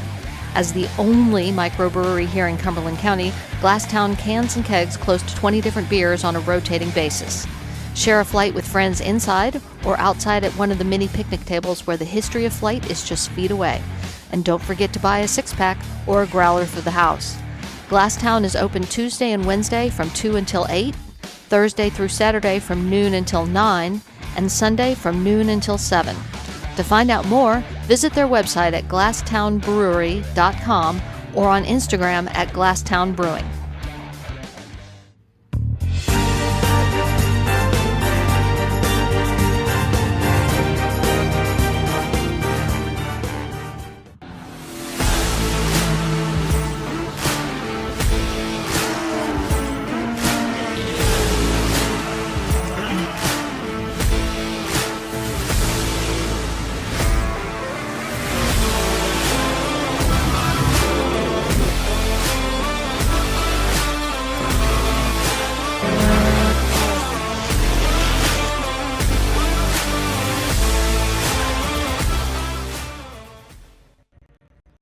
Willing and Able Racing offers top quality spec race car rentals with full setup and repair services, including trackside support for SCCA, NASA, VRG, and other organizations' road race, time trials, and track day events. Their spec racer Ford specialists and each of their Gen 3 machines sports a SATAV sequential transmission and a data acquisition system. Also offering spec Miata rentals, Willing and Able is currently taking reservations for the remainder of the Mid-Atlantic Road Racing Series season. For more information, email Willing and Able at rent@wnaracing.com, see them on Instagram at WNA Racing, or visit their website at WNARacing.com. Willing and Able would like to thank all the volunteers this weekend who've graciously donated their time so that we may race.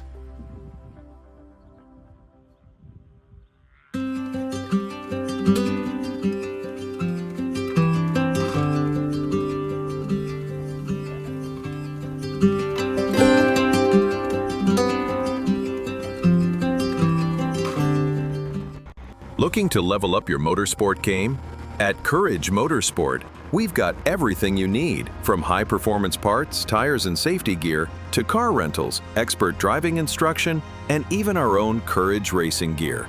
Whether you're a beginner, a pro, or looking to kickstart your motorsport career with training in both the business of racing and securing sponsorships, we've got you covered. Check out our gear, grab a shirt, and represent your passion. Email us at trackready@couragemotorsport.com or visit couragemotorsport.com and get ready to hit the track. Picture your perfect garage. How many cars are in there? Great, great. Now picture reality. How many cars can you actually have? Me too. With SCCA Club Spec, one car becomes your daily, your track car, your autocross car, even your time trials car. S197 Mustang if you like V8s and torque, NC Miata if you like compact and agile. SCCA Club Spec, spirited dailies, competitive race cars. Learn more at scca.com.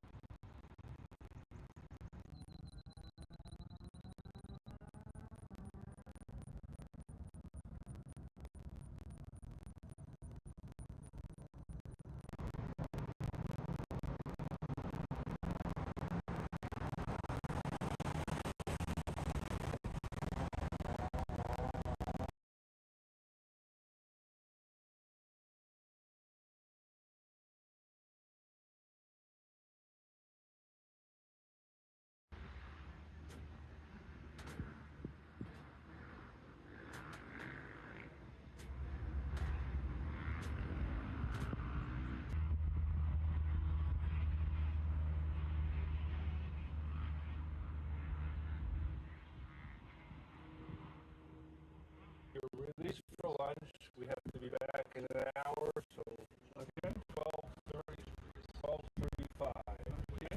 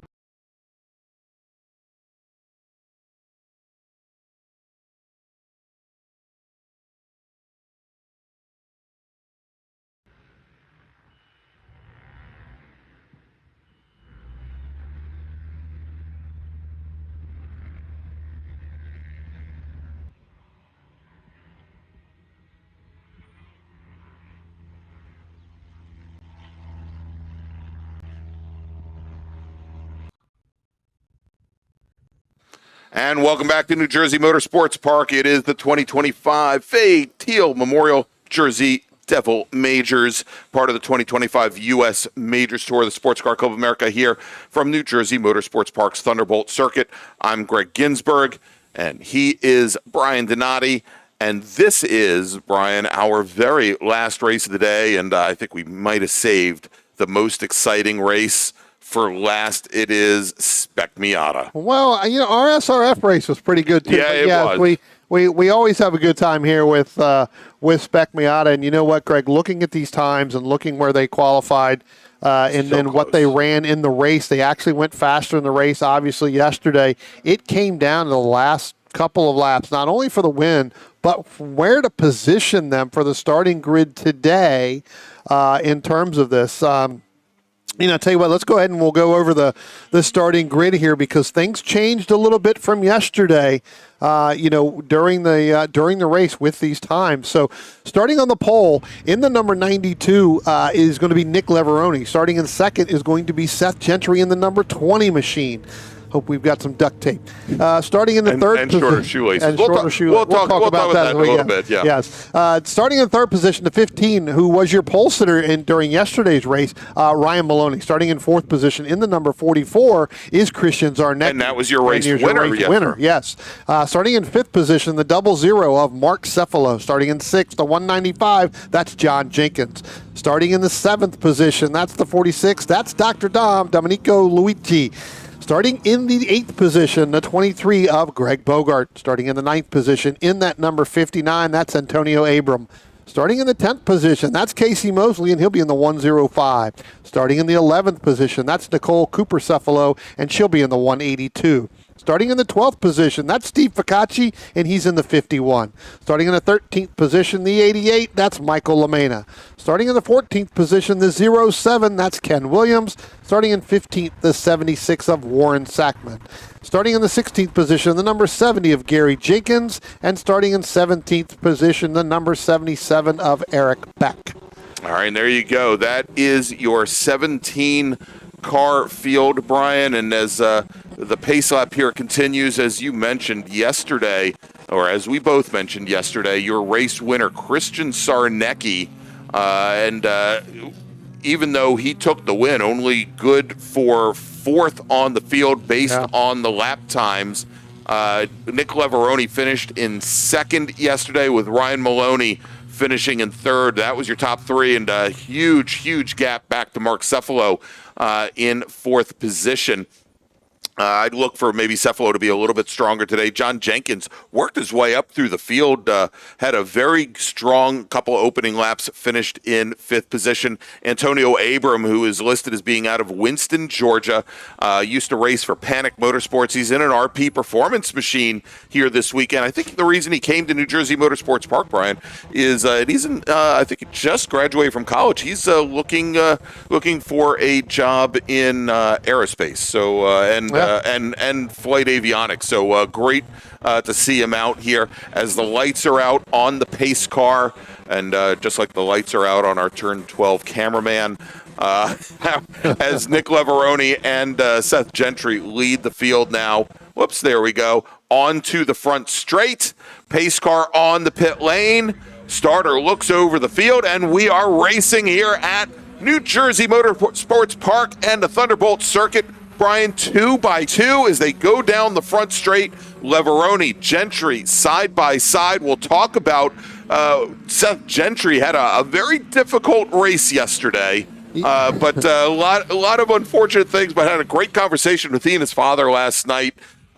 He's looking for a change in fortunes here today. Yeah, talked to them last night, and I've talked to Seth, over the last couple of years, when he was running the SSM group, as our leaders now got a big push. We'll get back to Seth here in a second, but a big push by Ryan Maloney to Nick Leveroni along with Mark Cefalo. So that inside line right at the start, that ended up being where they got the really good push, and the cars just behind there that were on the outside, they didn't get a really good run. But definitely, talked to Seth and his father last night, and unfortunately, I said to Seth, Seth, well, you made a couple mistakes. He goes, well, no, not really.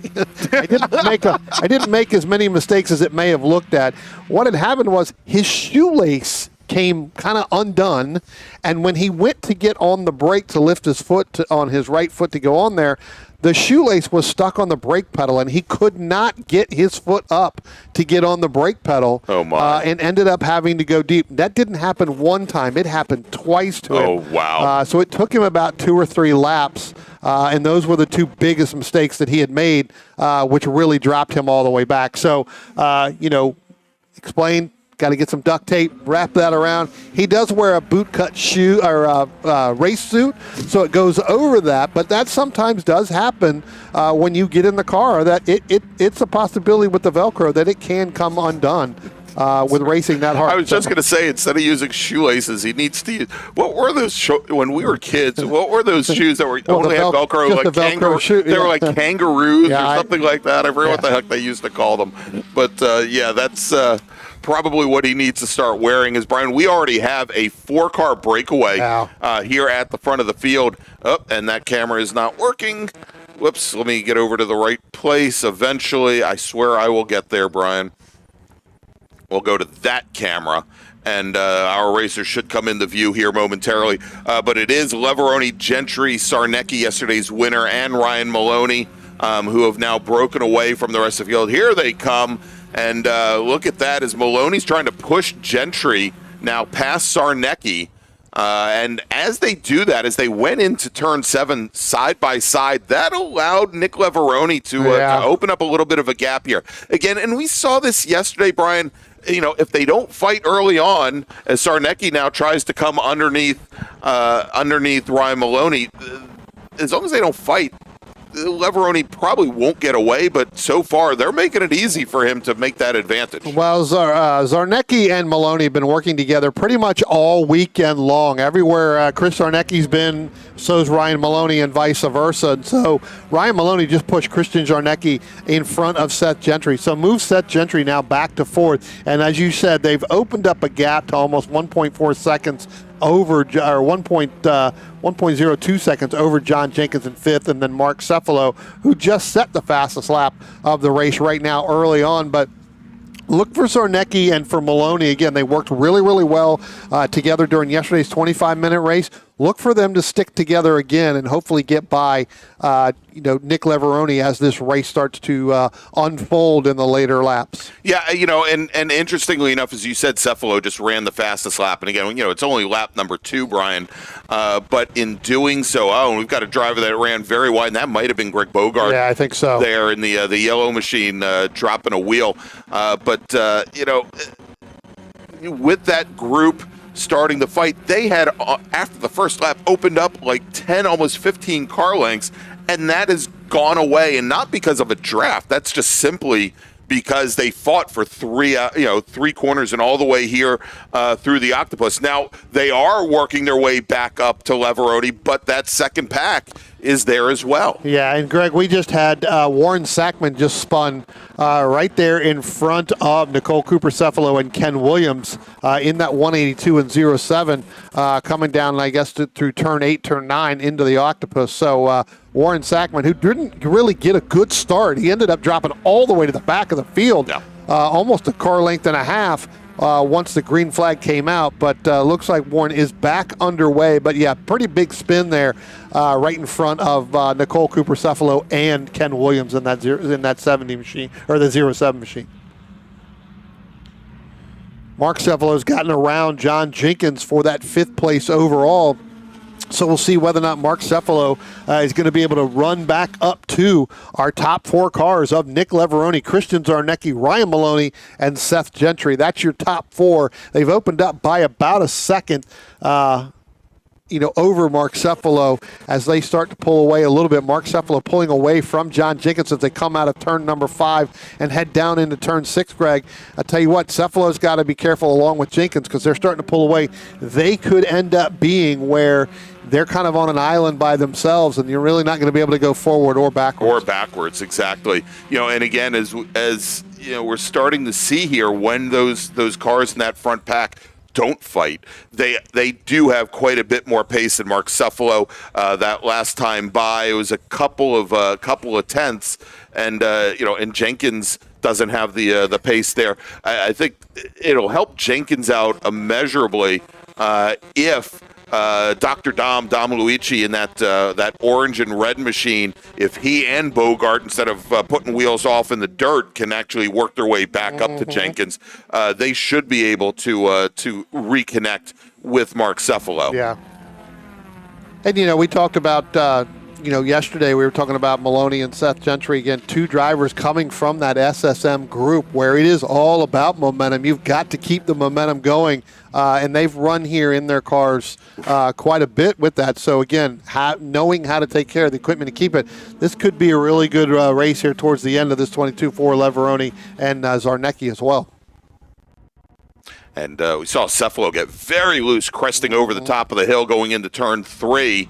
We'll see if he can recover. That also might bring Jenkins and Bogart a little bit closer. Although Bogart now has actually dropped off the back of Jenkins a little bit. No, Bogart was there with Dr. Dom. Bogart's with Dr. Dom, yeah. So again, those two, if they work together and they can continue to keep, moving forward as well, they'll end up with Jenkins, and then Jenkins will be able to run down Mark Cephalo there. As this race progresses, if those two can, work, because again, 3 is faster than 1 here. You don't hear that very much, but that has definitely happened in this car with the draft. A little bit further back there, you've got Casey Mosley and Antonio Abram just behind the Bogart. Those two have been kind of nose to tail for the entire race, and then you got to go a little bit further back to get to Mike Lamena and Steve Ficacci right there coming into your Scott underneath the bridge through turn number 12. Cameraman wakes back up. That's right, and they're just in time to see Lamena and the other driver come through. So let's go down and we'll focus in a little bit here on Luigi, Bogart, Mosley, and Abram, and then there is Lamena and Ficacci. If you remember, Brian, we had Steve Ficacci racing. I believe it was at the Jefferson 500 over at Summit Point back in May. In that same car, I believe. Yes. Yep. I think we had Ficacci as well when they ran the regional over on the other course here. Yeah, over on the Lightning circuit in May as well. So we've seen him a couple times. So seems to be getting better and better and faster in that Miata as the year is going on. Again, all these drivers, you talk about the top 4. They're kind of. It looks like they're content to just sit there a little bit. Although the minute I say that, it looks like Gentry and maybe Maloney might be looking to press the issue there, over Zarnecki, and it looks like that has happened. So move Maloney now up into second over Zarnecki, and then Gentry still sitting there in fourth. Yeah, but Brian, and in doing that, again, it didn't take long, but once again, look at Leveroni here, who's now gone from maybe about a 2-foot advantage and a 2-foot lead to about great. Thank you, cameraman. About a 300, not a 300 foot, about a 200 foot lead. There is Leveroni crossing the line with Zarnecki right to the back of Ryan Maloney now going into turn number 1. Well, that's a product of Maloney getting underneath Zarnecki going through there. So, yeah, absolutely. That'll definitely open it up. But I would anticipate both Maloney and Zarnecki, again, closing that gap here. Still plenty of time, 16 laps to go here. Both of those drivers have been pretty patient all weekend long, and taking care of the equipment. So I look to see them catching back up to Maroney. Seth Gentry's got to be able to stay on Christian Zarnecki if he wants to stay in the fight right there, because if not, those two will pull away from Seth Gentry due to the draft getting through, and you don't want to have to back up to Mark Cephalo in order to move forward. No. That only just slows down, and it'll take a lap and a half if that is the case to happen. So Gentry's got to stay up on the wheel here the entire race. Can't be patient with anything. He's got to really push the issue to get back to Zarnecki. Hey, want to say hello to Russ Lundberg out on the West Coast, RGL Motorsports. Thanks for joining us here today, Russ. And good to see that you woke up early just in time for the final race of the weekend. That's it. Only having 5 run groups here this weekend, so pretty quick Sunday as we went through this Fay Teal Majors, Devil Majors here at New Jersey Motorsports Park on the Thunderbolt circuit. So yeah, get your morning tea, your morning crumpet, and sit back and watch SPEC Miata for the last race. This comes from the guy who spent a week in the UK, and I'm sure I'm looking to see if Erwin is here watching us this weekend from the Netherlands, where he wouldn't be having tea and crumpets, but he might be at a coffee shop. That is true.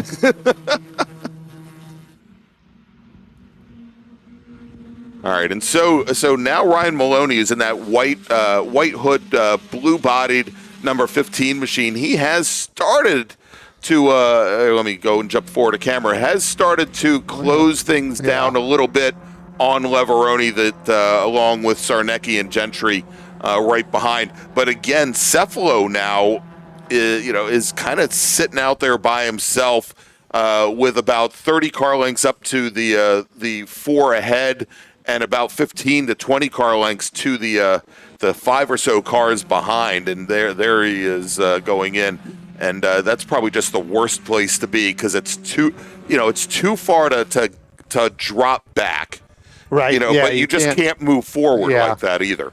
Keep in mind, Mark Cephalo has been really focusing on that T4 program. Hasn't run this car, a lot. Brings it out every now and then, especially when they come here to run in SPEC Miata. But last couple years, really focusing on that T4 program for him. So, just knocking the rust or the dust off of this car. I think it's more of the dust, because there is no rust on that car. So, it definitely handles a little bit different than his T4 car too. So yeah, certainly. As there they go. You got 2 car lengths now back to Seth Gentry in that 4th position from that front 3. Zarnecki there kind of still holding. I think Ryan Maloney is going to be a little bit patient, with Nick Leveroni as they head down over the hill and come down into turn 5. Still plenty enough time, 14 laps to go. We'll see, when does Ryan Maloney look to make his move, because Greg, is when the minute that happens, that brings the other 2 cars into the fold. Right into the fold, exactly. Now again, Sarnecki took double silvers, took second place both days at the Watkins Glen Super Tour, as we've got a driver dropping a wheel, and I think that was Antonio Abram in the 59 machine there coming out of turn 5, as he now falls a bit off the back of Greg Bogart. He had been hanging right on the back bumper of that yellow 23 machine since the start of the race. Actually, no, we're getting word that was actually the Bogart machine. Yeah, I'm not even seeing him come through there yet. Yeah. So I think he may have pulled out. Well, there he is. He's dropped all the way back. So, that was the Bogart machine that dropped. And we're getting a call now that Christian Zarnecki's left rear bumper is starting to hang down. We'll take a look at that as well. It's going to be kind of hard to see. Yeah, and Brian, I'm wondering here is, again, with the bump drafting, and usually the bumper caps on these cars are pretty resilient. But there it is on the left definitely side. back. Definitely coming off. And Brian, notice that Seth Gentry has dropped very far back. Haven't gotten word of any possible contact between them, but given how far back he is, I'm wondering if perhaps there was just a little bit more than a bump draft. Exactly. Yeah. And Brian, we are getting word now. If we take a look on the pit lane, he just went by us. I think he went by us. Yeah, the Bogart in that yellow 23 machine, he has now called it a day as he came down the pit lane as we check back in. And, Gentry might be having a little bit more of a problem, because I think that we just now saw, let's take a look coming into 7. I think Mark Cephalo has now picked up 4th position, got Gentry's around to Gentry. There may have been some contact there, and there may be a little bit of damage to the front nose of that 20 car, which is kind of dropped back, and that would explain, potentially that left side of that bumper falling off. Hey, looking here in the chat, David Stern, the bearded wonder, is. Another noted SSM and Spec Miata driver. And Gentry, you notice Gentry ended up really all the way to wide. the outside there, coming through, and he's heading to the pit lane, Brian. He's definitely got a problem. Yeah, so, again, not a great outing for him yesterday, and he's going to retire early as he now comes down the pit lane, and Seth Gentry's day is now done. Yep. So that is now three cars in that battle for first, and still Mark Cephalo all by himself, now, though, in fourth and not in fifth position. Yep. I'm watching the Seth Gentry car. I'm not seeing any nose damage on that car at all. And both him and Christian, on Friday, again, during that conversation that we had with him and his dad last night, the first lap and a half, him and Zarnecki went out on Friday morning. They ended up putting the car kind of up against the barriers as well with both of them. So, Seth Gentry not having the weekend that he really wanted. And so, Brian, big things afoot here. We talked about Cephalo being all by himself now in fourth position, and John Jenkins in fifth. Well, Dr. Dom in the that orange and blue 46 machine, he ran 4/10, almost a half second faster than Jenkins on the prior lap, and he is now right to the back of that black number 195 machine. Yeah. Again, the machine there, Luigi in that 46 car, a bit of a throwback livery, not to a NASCAR machine like the Zarnecki car, but actually a throwback to Jim Goffrey, who's a four-time GT2 national champion. His son, actually, Goffrey's son, actually has been racing the past number of years in Spec Racer Ford Gen 3. But Goffrey is actually Dr. Dom's wife's uncle. Ooh. Yeah, there goes our leaders now. Again, you talk about Dr. Dom right there on the back of Jenkins. They are actually starting to run Cephalo down. They were a tenth and a half faster last time by with both of them. So they're starting to run Mark down for that fourth position. All right, so let's take a look here as they come into turn 5. And indeed, Dr. Dom, he's not pushing the issue at all with Jenkins. I think he wants to work with Jenkins to move up and get up to Cephalo. It's a lot of the racing, especially in these very close quarters in Spec Miata, is done with your hands from the inside or with your right arm to try and signal intentions to the driver behind you. Yep.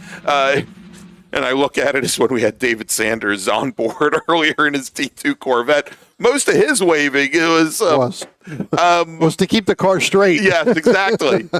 Exactly. Yeah, but, absolutely.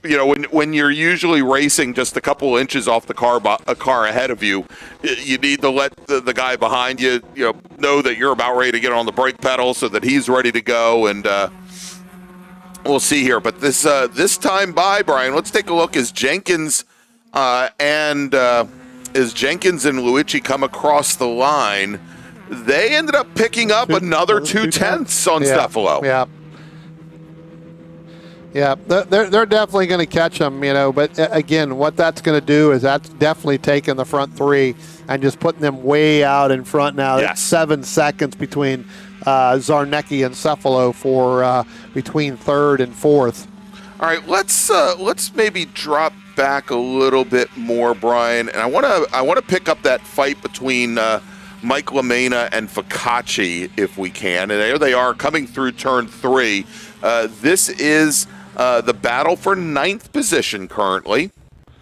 And Ficacci has been trailing the 88 machine. Now, remember, LaMena, yes, Let me just touch on something now. Ryan Maloney has now taken over the lead over Nick Leveroni as they came out of turn 5. We'll go back to LaMena and that. Okay. But we now have a new leader. Ryan Maloney has now overtaken Nick Leveroni, and he got a little bit of a bump, and he got a little bit of a push from Christian Zarnecki as they came out of turn number 5 and headed down through I still turn haven't 6 got and 'em. down 7. And that's fine. They're just now coming up underneath the bridge and headed down the start-finish line. So, again, Ryan Maloney is going to get moved out in the front. That's one of our lap cars. That's going to be, I believe, That's that is the other Gary Jenkins. Gary Jenkins in And the now 70. Here come our comes- leaders Yep. now across the start-finish Yep. line. And Sarnecki now taking a look to the inside on our new leader, Ryan Maloney, as they come down to turn 1 with Leveroni, who got shuffled back into third. Now, at this point, Brian, for them to start fighting it out and battling it out with over 7 seconds back to Cephalo, There's nothing lost there a little bit. It's yeah, gonna I be mean, hard. we're only about halfway through the race, but it's going to take a lot more to bring Cephalo, Jenkins, and Luigi into this battle. Yeah, and really, Mark's got to really worry about Jenkins and Luigi getting a little bit faster as well with those two. So at some point, he's going to have to start defending because, again, there's another lap where they were a little bit slower that time because they were battling. But, the last time by, when they came out of turn number 5, Ryan made that move over Leveroni, and Zarnecki went with him, gave him the bump that he needed, and that put Leveroni back into third. And we can see there the distance now back to Cephalo, as I think Cephalo losing pace or losing ground to our top 3 racers as they put in 3/4 of a lap without a fight. Yeah. So we'll see here Yep. as things play out. We'll jump back to that battle with Lamena and Focacci here in just a moment. They're just now coming up into the octopus. So again, you've got Zarnecki and you've got Zarnecki went all the way over to driver's right there, Greg, just past the start-finish line. Ryan Maloney stayed right in the line. Christian Zarnecki went all the way almost to the grass to get by Gary Jenkins. Jenkins held his line, and Maloney went all the way to, Zarnecki went all the way to use Jenkins to get that draft, and that separated them a little bit. So that's going to give Maloney a little bit of a gap between him and Zarnecki.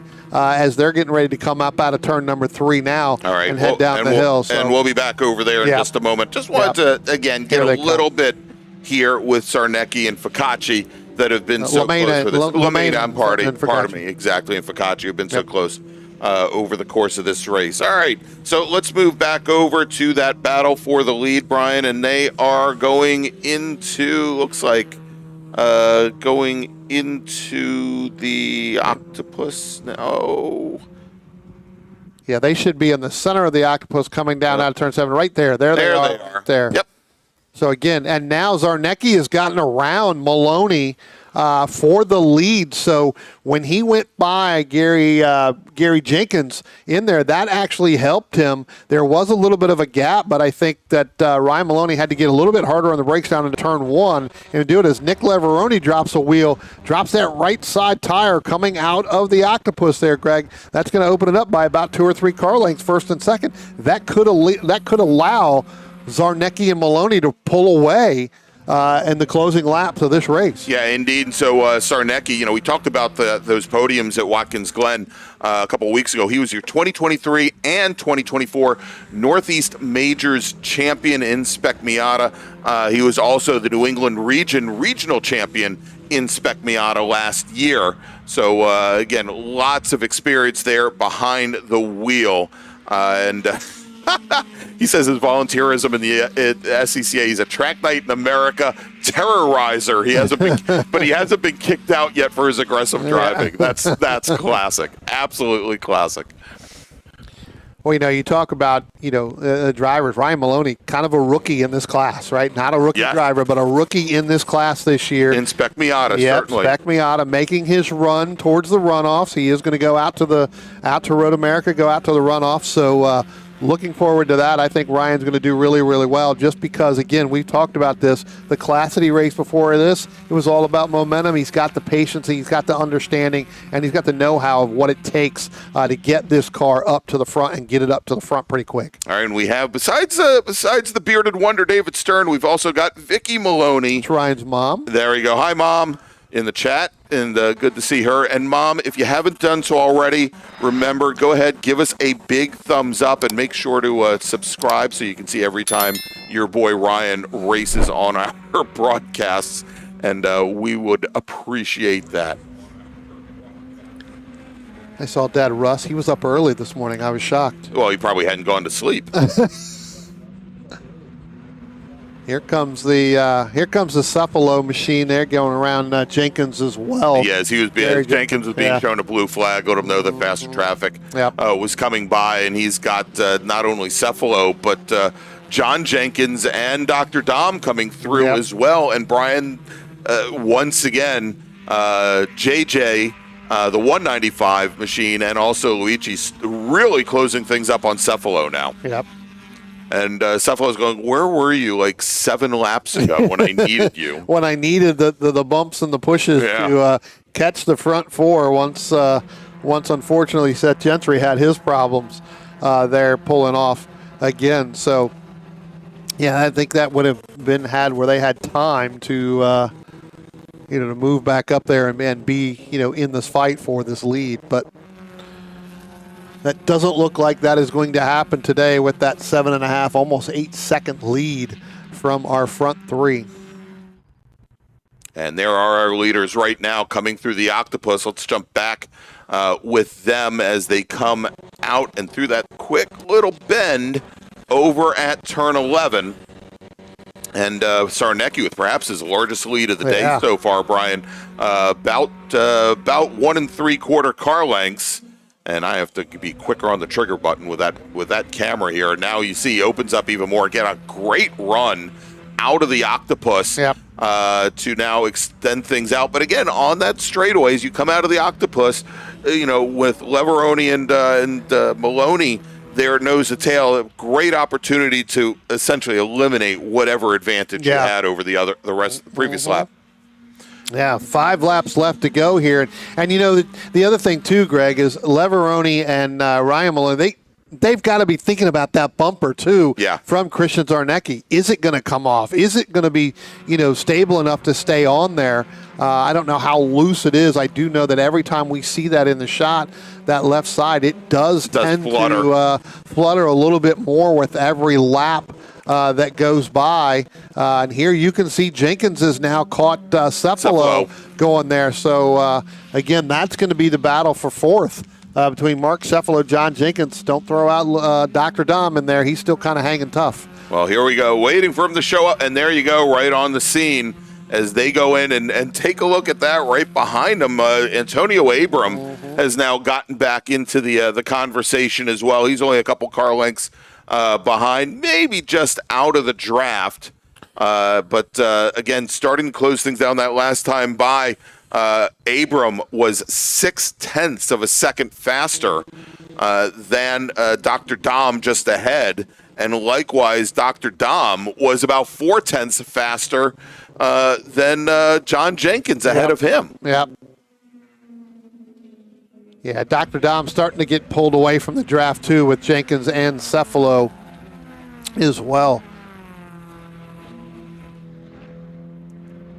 Here they coming down through turn number 1 right now, getting ready to come up the top again. I think this is where it is starting to really start to take its toll on these tires. Yeah, you can clearly see that, especially in the Cephalo machine. As Greg, if we can, let's go down into turn 5 really quickly, maybe right there at the exit right there. You can see Zarnecki and Maloney. They were side by side. Ryan not going to give that up. He's going to have the inside line right there, but Zarnecki's going to have the power to pull on the outside. Yeah, but Brian, I think we might have a new leader, and I think it might be Leveroni. Oh, nope, it is. You're right. It is Christian Zarnecki. Yep. Leveroni's still holding on to that third, but Maloney down into turn number 5 really went side by side, pushed it hard with Zarnecki, and held his line all the way through there. Zarnecki was over driver's left, but he was able to keep the momentum going through there, coming out of turn number 6 into turn number 7.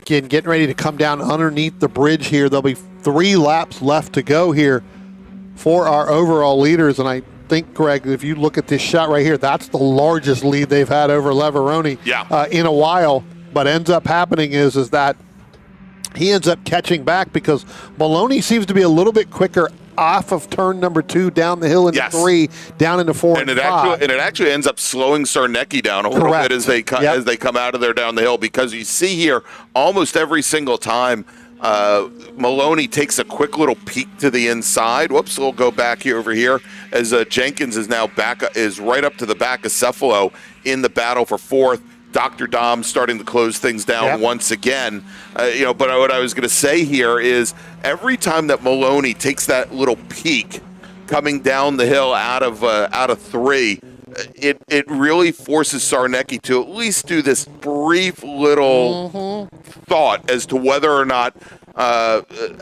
he's going to stay to the inside and try to come underneath him going into turn 5. And he hasn't done it yet, but it's probably coming. Yeah.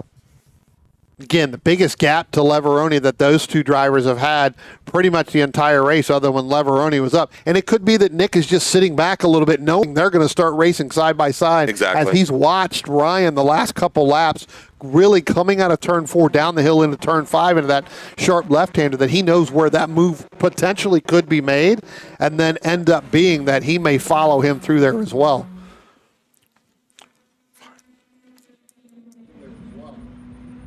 As they cross the start-finish line now, again, 2 laps left to go here, so where is that move going to be made? And now as you look a little bit further back, and I know you switched, but let's keep an eye on this one right here, because the next time that the next 3 cars that come in, Greg, Dr. Dom making a move on Jenkins. Here comes Cephalo. Now Dr. Dom, throw Dr. Dom up into 5th place and throw John Jenkins back into 6th. Great move coming out of turn number 12 with those 3 as well. Yeah, as Dr. Dom has really found some speed here in the last couple of laps. That last time by almost 0.6 of a second faster than Jenkins, and 0.3 faster than Cephalo ahead in that Planet Miata car. And the 46 is a coming, Brian. Yep. Yeah, that although Dr. Dom gets real loose coming through 5, he lost a lot of momentum, allows Jenkins to pull right back up to him and pull alongside Brian as they go into turn 6. And I think we'll see here, Dom's going to have to defend from the inside. Yeah, well, they're side by side right now. So as our leader is now getting ready to come up underneath, come out of the octopus, come through turn number 12 down, it's going to be Zarnecki, Ryan Maloney, and then Nick Leveroni. And then again, Greg, you've got the battle back there for 4th, 5th, and 6th as well. But here comes our leaders. They'll be getting the 1-to-go board. 1 more lap to go. Where does the move become? Does it become down into turn 1, or does he wait and does he make it down where he's been the fastest all day long, and that is down the bottom of the hill of turn 4 I don't know if he's close enough, Brian, as they come down into turn 1. He was still about a car length back, and yeah, he's going to have to follow Sarnecki going into turn 1. And Sarnecki, he may be wondering, again, this is where he starts, where Maloney usually starts to make the move. We'll see if he does it. Not yet. As they come down into turn 4, will he poke to the inside and make that long run around the outside of 5? Again, still not close enough to even pull alongside, Brian. Yeah, I'm trying to sit there right there. It looks like he may set him up right here, Greg, but doesn't look like he's going to be able to get that done. It looked like the last couple laps he was trying to take that wide entry into that turn and then try to set him up and go underneath him. Not able to make that happen. Let's see what happens down into the octopus when they go in there. Coming down into this camera right here. Here it is. He started to peek out there to show Zarnecki, hey, I'm still here. I haven't gone anywhere. And it looked like Sarnecki might have moved over under braking, might have moved to try and hold him off there. You're allowed 1 move. It was late. Move. It was late, but it was there. And Sarnecki holds off Ryan Maloney, gets very loose coming out of the octopus, though, as we've only got 2 more corners till we see the checkered flag. And it is Christian Sarnecki. It's Ryan Maloney. It's Nick Leveroni. Now, as they come underneath the bridge and through the final corner, and Leveroni gets a great jump, Brian, and he might be able to get around Maloney for the 2nd place on the podium. Taking the win is going to be Christian Sarnecki. Nick Leveroni by 32 1/1000ths of a second will take 2nd. Ryan Maloney will finish in 3rd. Mark Cephalo holds off Dr. Dom. Cephalo will finish just off the podium in 4th. Domenico Luigi will finish in 5th.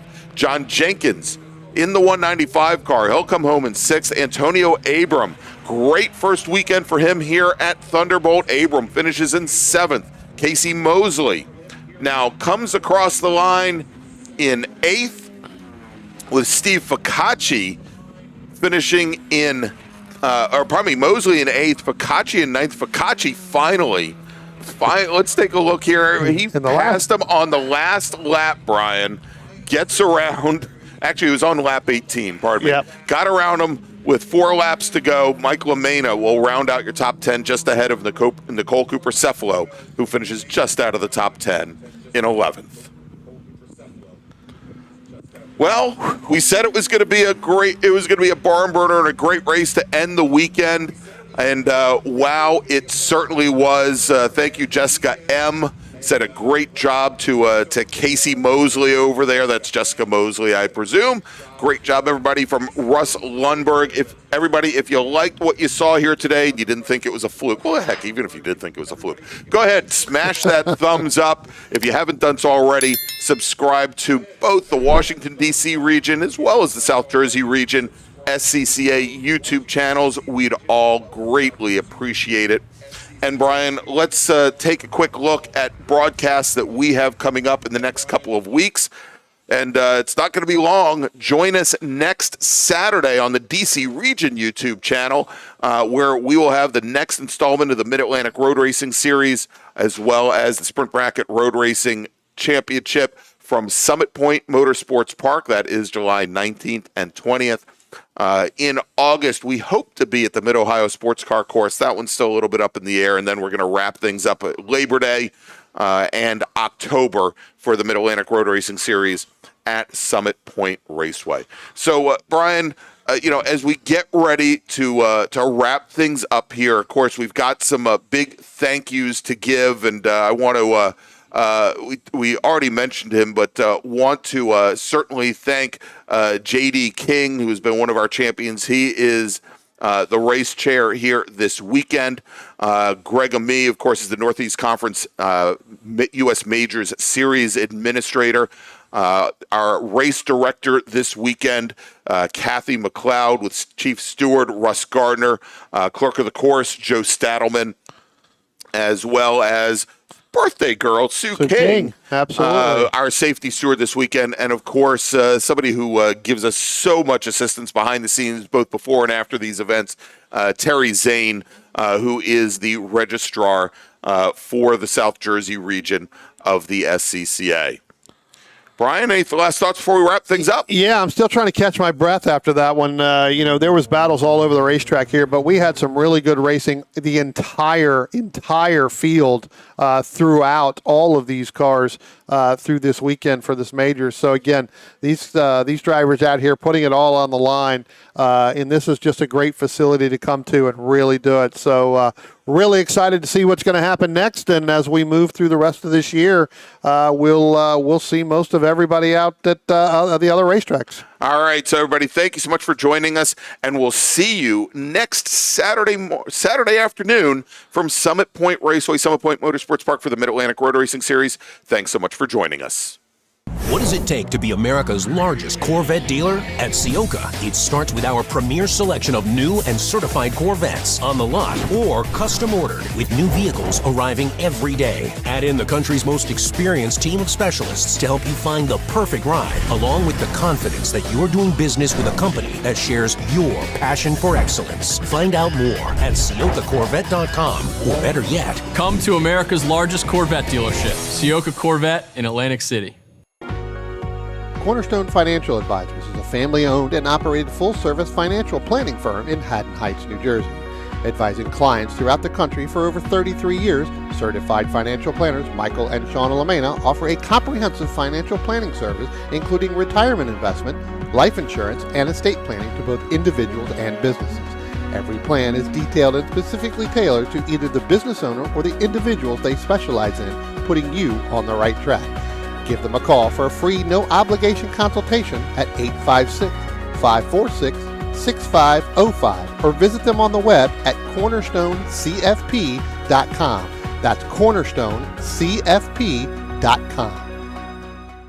Willing and Able Racing offers top-quality spec race car rentals with full setup and repair services, including trackside support for SCCA, NASA, VRG, and other organizations' road race time trials and track day events. Their spec racer Ford specialists and each of their Gen 3 machines sports a SATAV sequential transmission and a data acquisition system. Also offering spec Miata rentals, Willing and Able is currently taking reservations for the remainder of the Mid-Atlantic Road Racing Series season. For more information, email Willing and Able at rent@WNARacing.com, see them on Instagram at WNA Racing, or visit their website at WNARacing.com. Willing and Able would like to thank all the volunteers this weekend who've graciously donated their time so that we may race.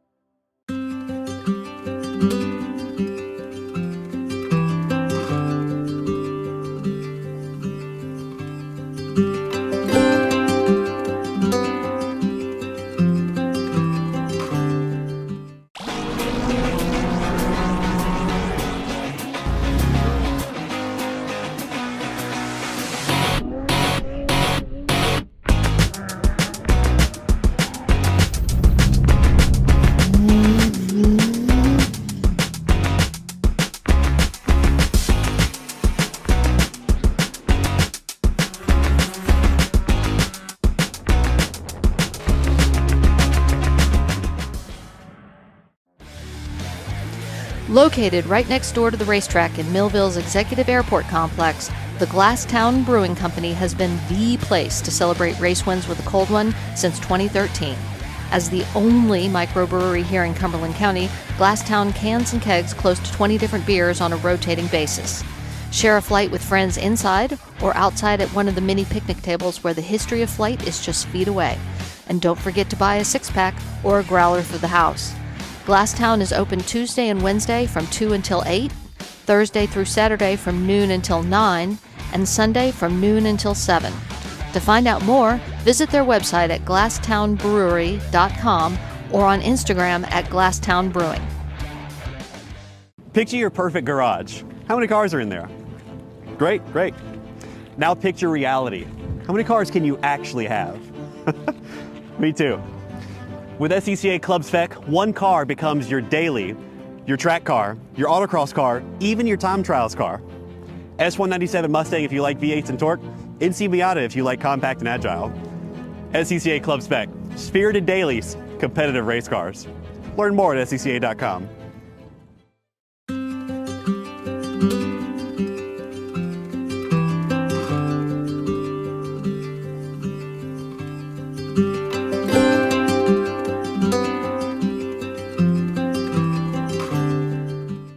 Looking to level up your motorsport game?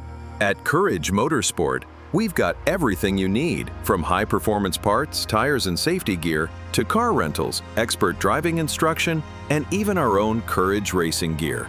Whether you're a beginner, a pro, or looking to kickstart your motorsport career with training in both the business of racing and securing sponsorships, we've got you covered.